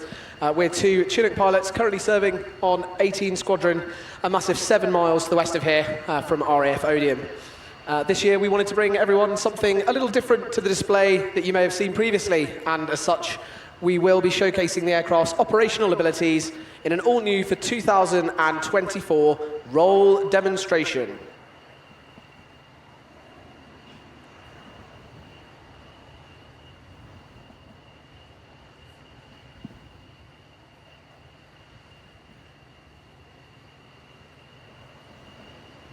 The Chinook fulfills many operational roles. These include trooping, carriage of internal and external loads, parachute operations, casualty evacuation, humanitarian assistance, and military aid to the civil authorities, to name just a few. And this year's role demonstration is brought to you jointly by 18 Squadron, the premier frontline operational Chinook Squadron, and the Joint Helicopter Support Squadron, known as JHSS.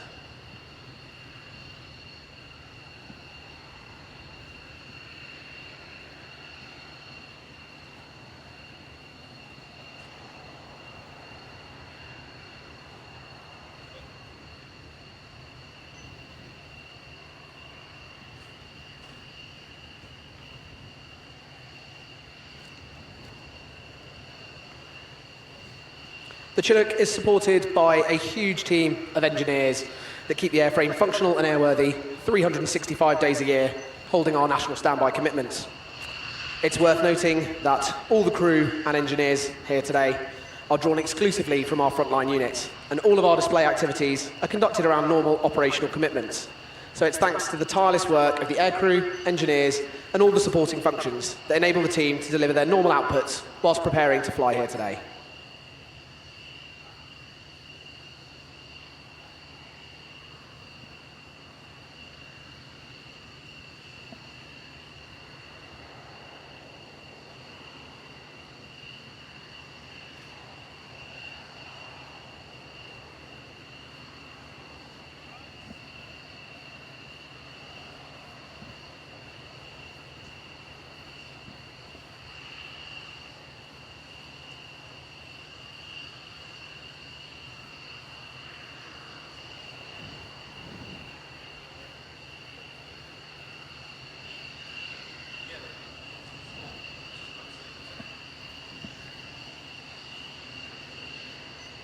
I'm reliably informed the crew have just received the all clear to join the display, and they'll be joining from your left-hand side today in the direction of Odium.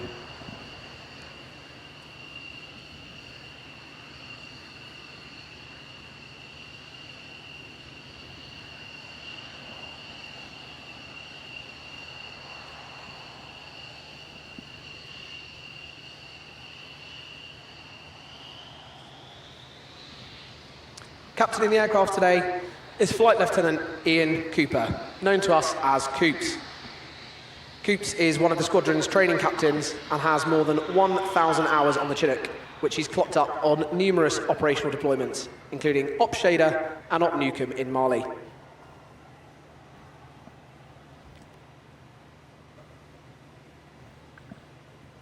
So now, if you look to the stage left, it's time to prepare yourselves for one of the highlights of today's flying displays. Ladies and gentlemen, please turn your eyes to the sky for the 2024 Chinook Roll Demonstration Team.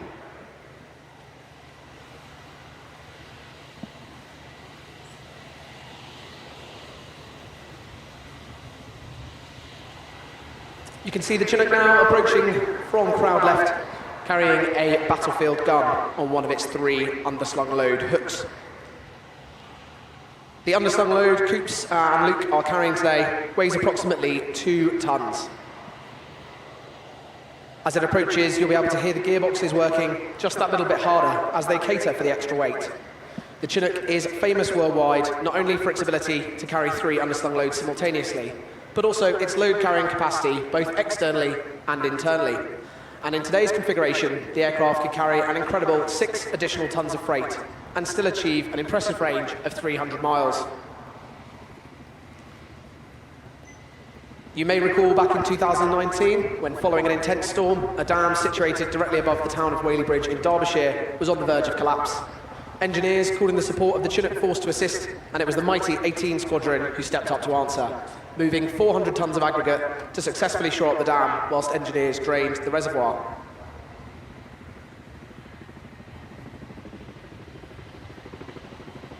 Today, the team will be simulating conducting an essential weapons drop-off close to the front line.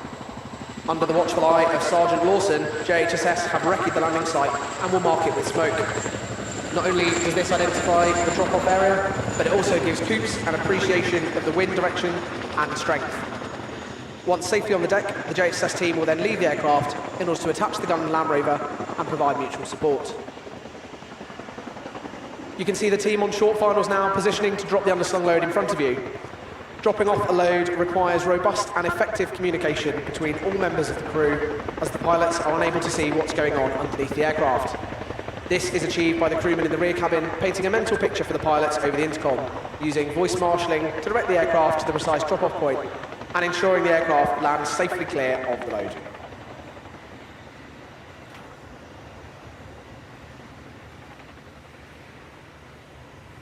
Having successfully dropped the gun, Coops is now going to manoeuvre the aircraft forward and down, away, to allow the troops to disembark and set up in a defensive posture.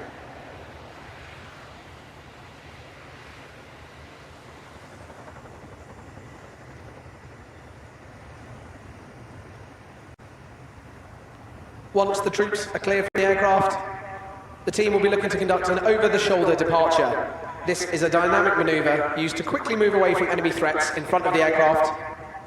As the aircraft climbs and builds rearwards momentum, the lower ballistic protection is presented to the threat. The aircraft's nose will be snapped round to give the crewmen effective weapon arcs, should they be required to defend the aircraft, its crew, and their passengers.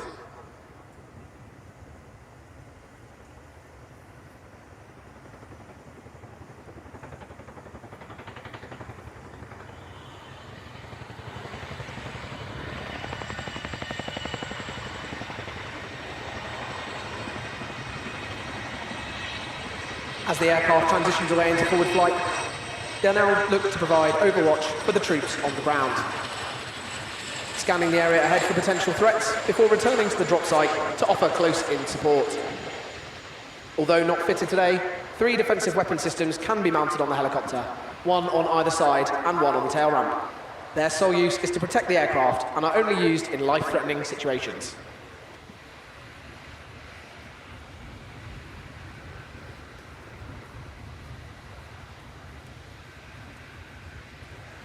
Coops is now conducting a repositioning turn in order to set up to fly a profile known as the dog bone, named as such because of the pattern it makes when viewed from above. The dog bone profile keeps the aircraft's weapon systems looking towards potential threats for the maximum amount of time. As Coops flies past, he'll keep the speed back, present the starboard weapon system to the threat side, and give the troops on the ground maximum support whilst they conduct their mission-critical tasks.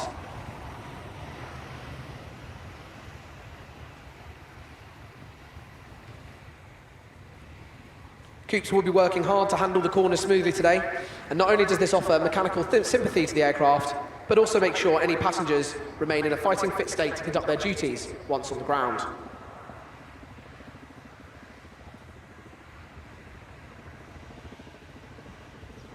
The Chinook is inextricably linked to the modern battlefield. During conflicts in Afghanistan and Iraq, the unmistakable sound of the Chinook's blade slap offered reassurance to those on the ground, letting them know help was always to hand. The unmatched combination of power, agility and endurance has put the Chinook at the forefront of support helicopter operations for over 40 years, always making its time and target whatever the task. As the aircraft flies past the landing site, Coops quickly snaps the aircraft away from the crowd before reversing the turn, bringing the aircraft back around in the opposite direction. And whilst the aircraft operates above, on the ground, you can see JHSS, the Specialist Helicopter Handling Unit for Defence. This is a joint squadron made up of Army and RAF personnel based out of RAF Benson in Oxfordshire. Formed during the Falklands War, they primarily work with our UK support helicopters, including the Chinook, Puma and Merlin. They work tirelessly to provide specialist helicopter landing site reconnaissance and the movement of essential supplies by internal and external loads, exactly as you can see during today's demo.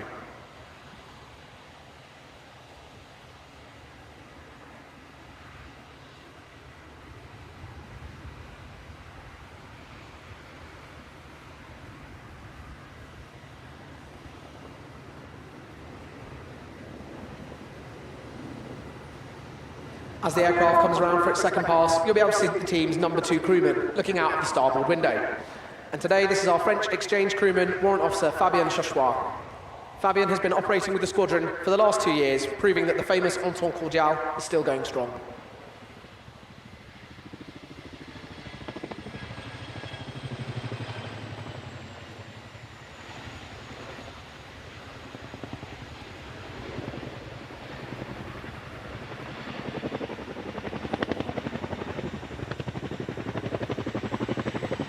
As the aircraft continues to keep the troops safe from overhead, we'd like to express our gratitude to all of our air operations staff who ensure all of our training runs smoothly, the logisticians who ensure spare parts and fuel are where they need to be, and the air traffickers we work alongside who ensure safe landings every time, every day.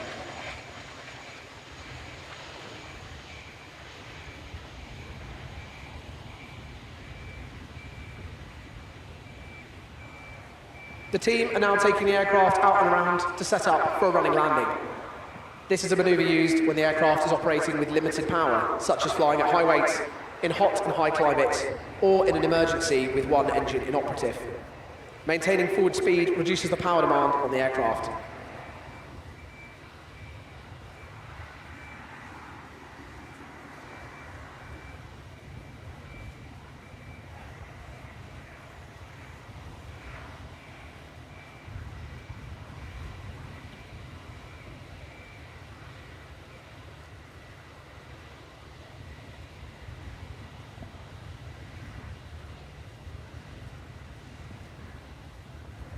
As the team look to run the aft wheels on, you'll be able to see how the tandem rotors of the Chinook are used to bring the aircraft to a complete stop. Showing just how much control Coops has over the aircraft, he'll be bringing it to a stop on just the 2 aft wheels before lowering onto all 6.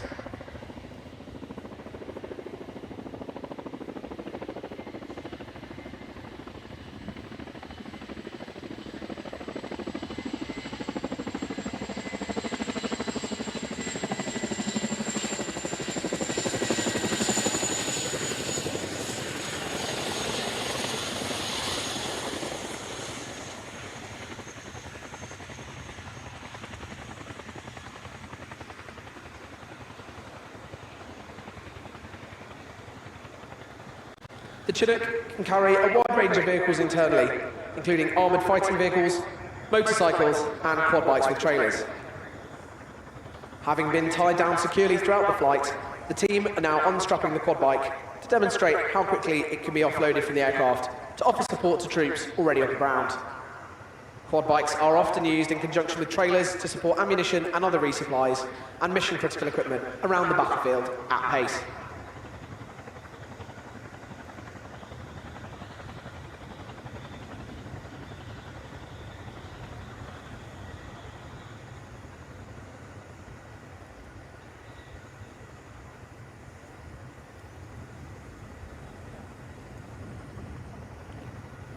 With the precious cargo safely dispatched, the aircraft will now look to perform another over-the-shoulder departure.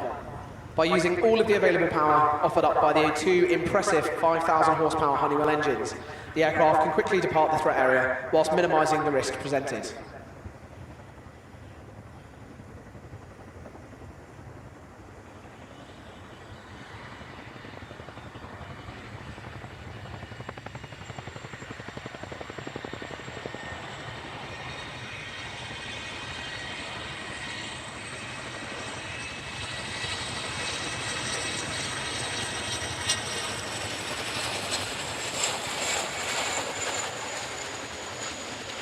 The next manoeuvre the team will set up to fly is a nose-down quick stop. This is a flying technique that's used to turn the aircraft on a sixpence. Quick stops are a core handling skill for any helicopter pilot, and it allows us to keep the speed as long as possible. This is particularly useful when troops are spotted late in an approach or during dusty brownout or snowy whiteout conditions. The nose-down quick-stop is a dynamic manoeuvre and enables us to adjust rapidly from maximum flying speed to bringing support to troops on the ground in the minimum time. Coops will be setting up at 140 miles an hour. He'll rapidly decelerate the aircraft and turn using the pedal. This forces the side of the airframe to act as a windbreak.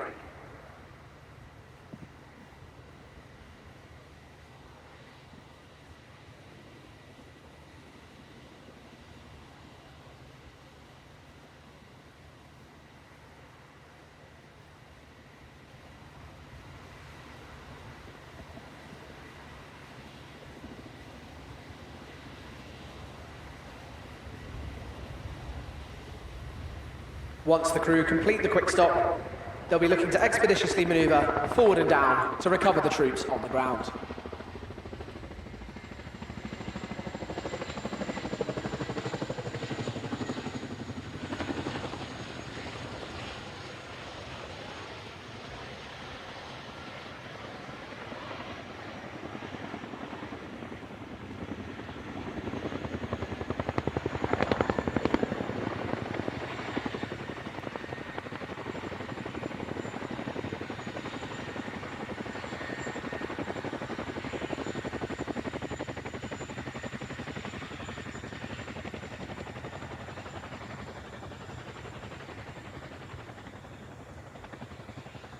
With their operational task complete, the passengers will now be getting cleared back onto the aircraft with a brand new addition to the Chinook roll demonstration, the big orange thumb.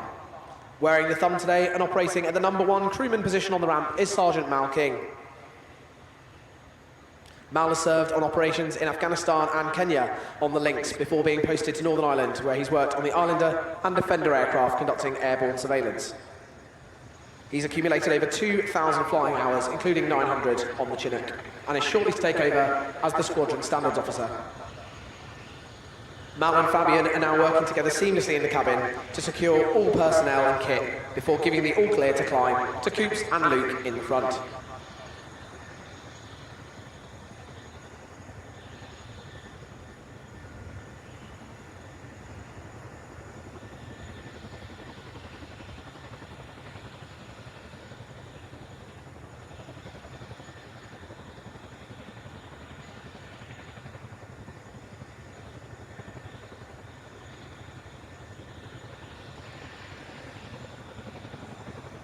As the aircraft gently corkscrew climbs into the hover, the crew will now open the ramp and give our crewmen the best seat in the house.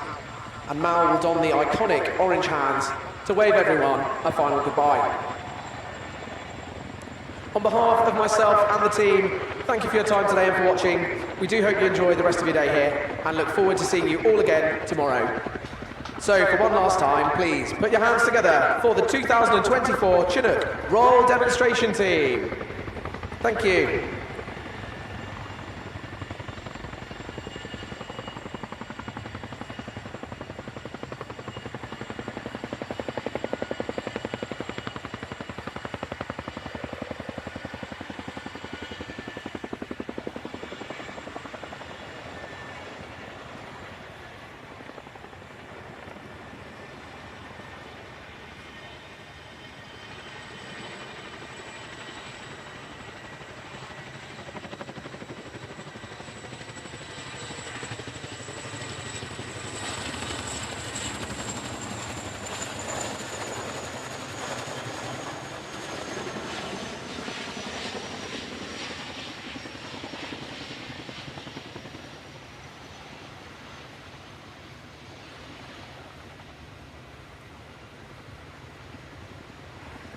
So holding out to the west as the Chinook goes, the Voyager aircraft, A330 Voyager is due to come in.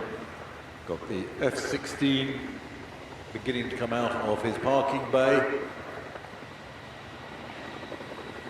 I know we'll be doing a runway inspection in case a lot of grass and rubbish has been blown onto the runway from the Chinook. Although the wind is taking most of the debris away from the runway, a runway inspection will have to take place. So Just waiting for Voyager to be cleared in once Chinook is down. Chinook will be departing later. He's got to pick up his passengers. It's an interesting, cute way to say about your troops, passengers. Have they got boarding guards? So Voyager out to the left. Those of you at home streaming will be able to see it on the cameras a bit far away from me at the moment. This is a flypast. I don't know, is it one or two flypasts? We'll find out in a moment. Voyager is the Royal Air Force sole air-to-air refuelling tanker. The type is also operating as a strategic air transport. The official designation of the type is Voyager KC Mark II. It's equipped with 2 underwing pods for refueling fast jets. The Royal Air Force also operates the Voyager KC Mark III, which incorporates an additional centerline hose for use by large aircraft. He was running in, but he's just turning away, maybe waiting for his actual clearance to come closer to a much closer in holding point.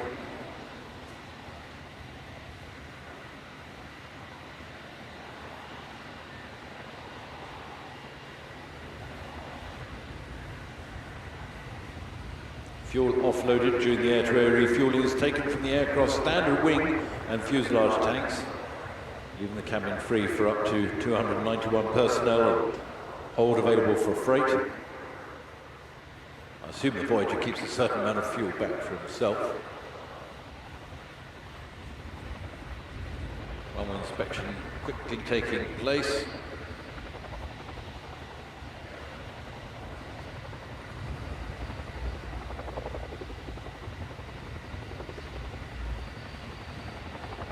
As a tanker, the capabilities include the ability to operate in a tow line.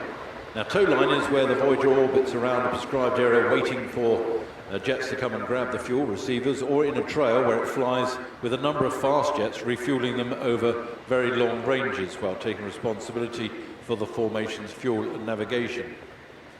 Having fast jets really piggybacking, swapping all the way down. I once found myself doing night refueling with a VC-10 tanker in a certain conflict that we had in the Gulf area one night with some tornadoes. Anyway, Voyager now turning in. It's very interesting doing it at night. You can also use Voyager to operate as a passenger aircraft in much the same as civilian airliner.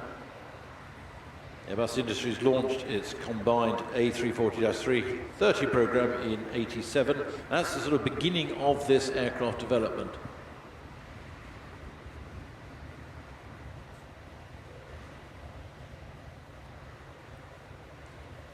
Typical for Airbus, the pilots interact with its fly-by-wire system via the side stick controllers rather than the yoke traditionally associated with large aircraft.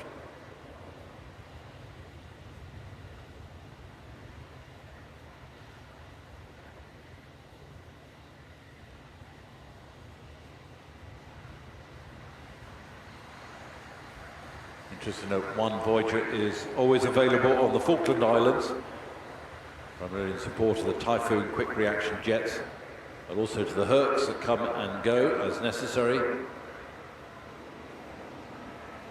operate a regular air bridge to and from the Falklands. Coming through in dirty configuration, i.e. gear down, flaps out.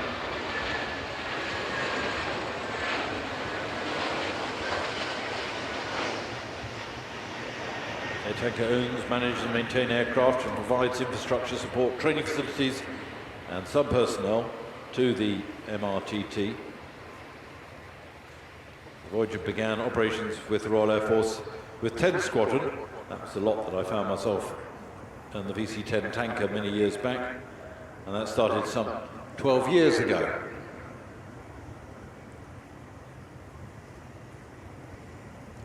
So that's Voyager voyaging away.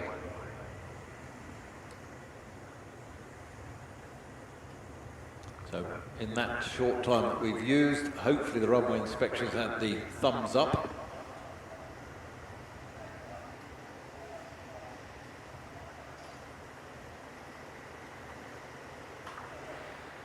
So Eagle 1 has been given permission to backtrack. The F-15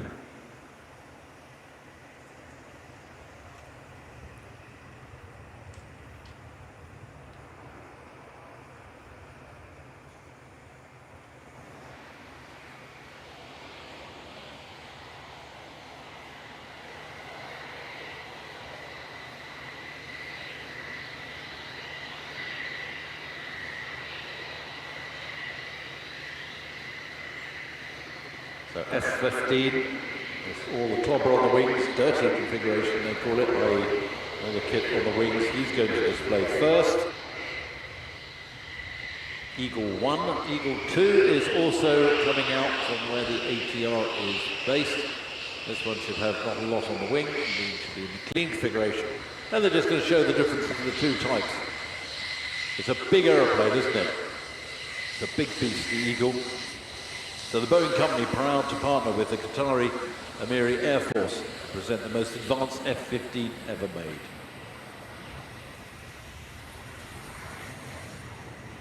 There's only a hint that it might be a little bit noisy.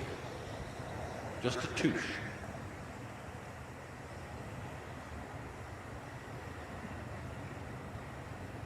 Eagle 2 crossing the runway to go around the north side to come around to get himself in position.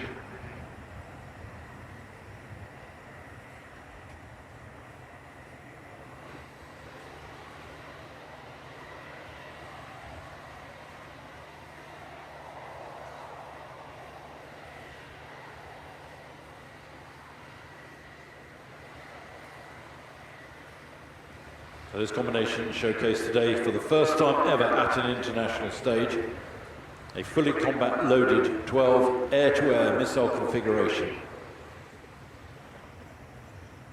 This is the Qatari Air Force F-15QA dirty demo. This will dig the wax out from your ears. Going to be demonstrating the unmatched payload capability of the advanced F-15. 5,000 kilos of weapons. Has the most accurate air-to-air 20mm cannon. Modernised digital fly-by-wire control system. Powerful and reliable General Electric engines, 2 of them. Originally from the stable of McDonnell Douglas, now Boeing.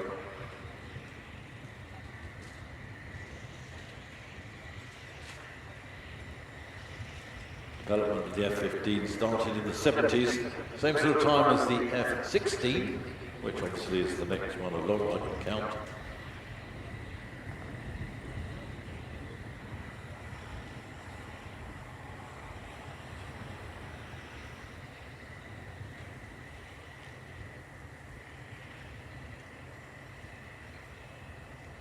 Cleared takeoff from air traffic. Final checks.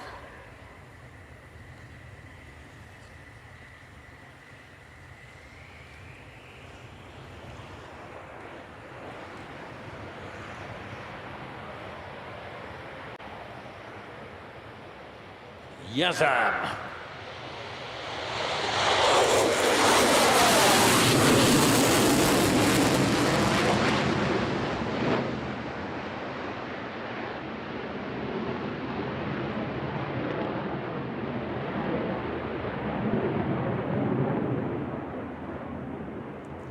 Take off up to 500 feet, pull into the vertical, climb into 2,000 feet. If we've got the airspace, I haven't heard from air traffic, he's lost view from me, should be topping over the top at 5,500 feet on his way down, on the 45-degree, back down towards us. Pulling hard, you can see the vaporization off the wings, he's pulling a bit of G in the humidity that we've got here at Farnborough, pulling straight into a high G turn away from us on the 45-degree. Full power on those 2 engines from Pratt & Whitney.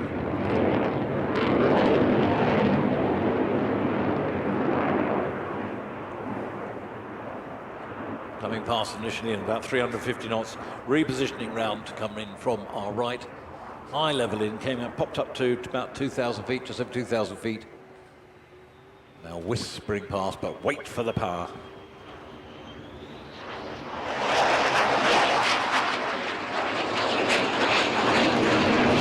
Look at that.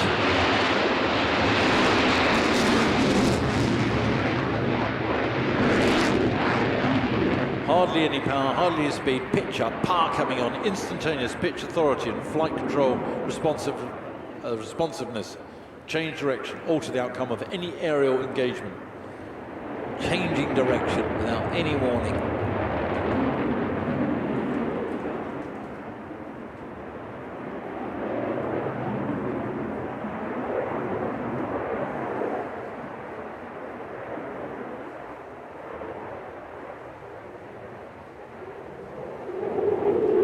look at that, pull up. Remember, this is fully loaded F-15. Pulling up into a half cube at 8 over around 2,500 feet, pushing on up to about 4,000 feet is what he's cleared to do. Background, high G, pulling the G, blood running down to your shoes.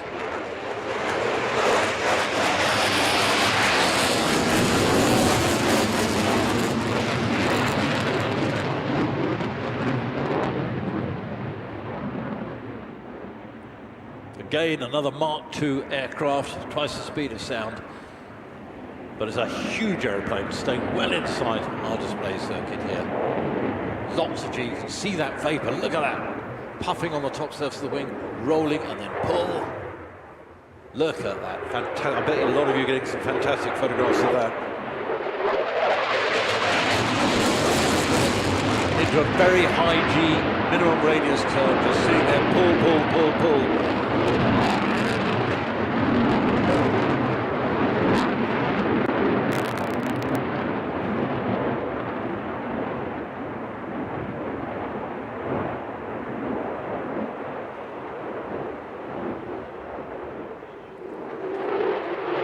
Straight from that into high alpha, high angle of attack loop.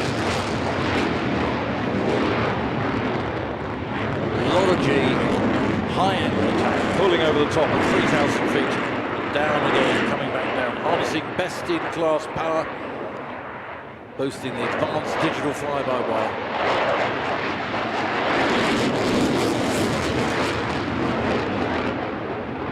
Then repositioning. Up 2,000 feet. Very soon to do a tail slide, something not to be missed. This is coming in from 2,000 feet, repositioning. Then he'll be climbing into the tail slide, a highly challenging maneuver. Remember, this is loaded with 12 air-to-air missiles. They say it can stop on a dime. Haven't seen a tail slide for some many years in these jets. If he's cleared, got the airspace data, has he got it?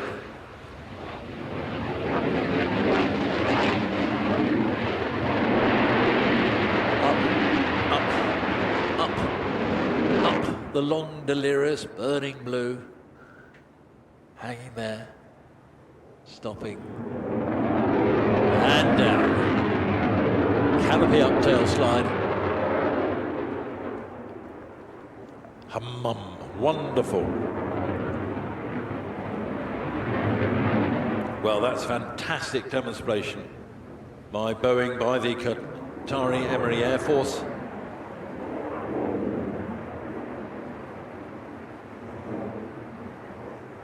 Well, that shows what an amazing aircraft it is too.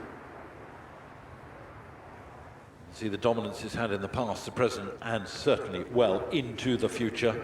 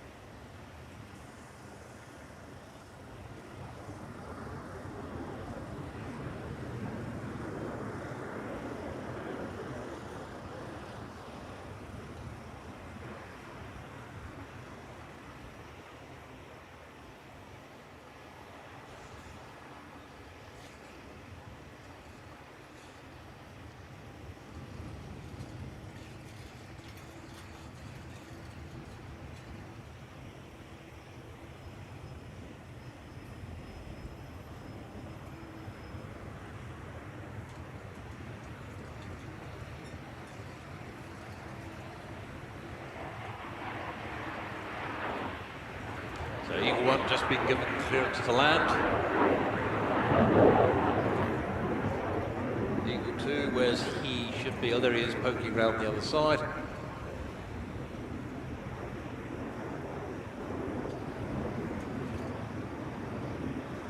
Well, that was a fantastic display. We should be getting Eagle 2 soon.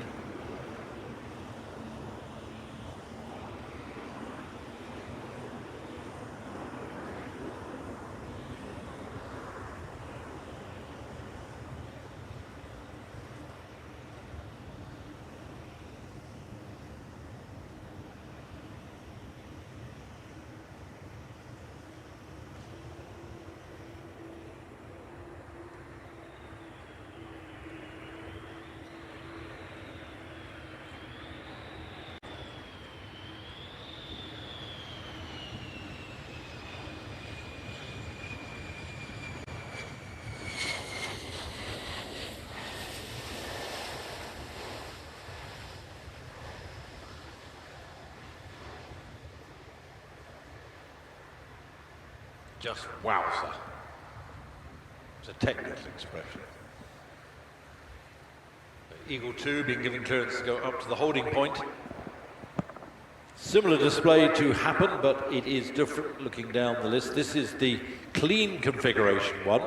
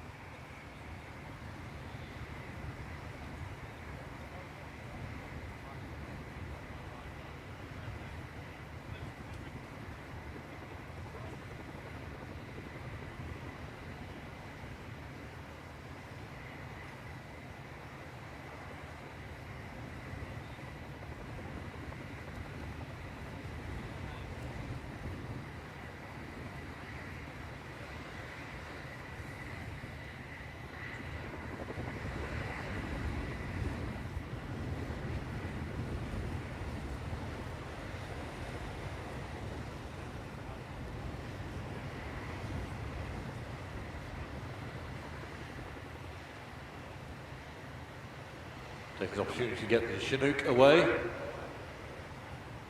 A long flight, about 7 miles down to Odium.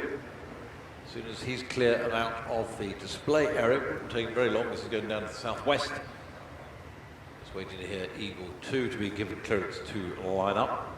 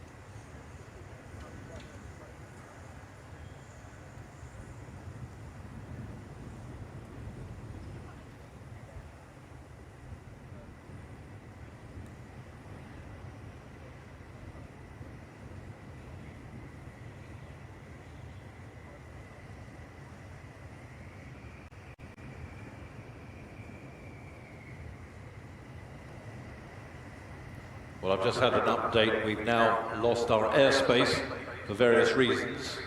that we won't be going into, but we've lost the airspace that we've got to have the F-15 flying. So, ladies and gentlemen, that comes to the completion of first day of Farnborough 2024. Thank you for coming. Thank you for making the weather better than the forecasters did say this morning. If you're coming back again tomorrow, we'll have a similar display, and hopefully the weather will hold up. If driving home, take care, take your time going out the car parks and everything. I'd like to thank very much the marshallers. I would particularly like to thank the guys and girls out on the crowd line in the day-glow jackets. They've been out there all day. They've been watching us rather than watching the display. So my name is Stratton Ritchie. Mark Brown and Oliver Holmes have been the team up here in the commentary position. So on behalf of Farnborough International Limited and the whole team here at Farnborough, I wish you all a very good evening.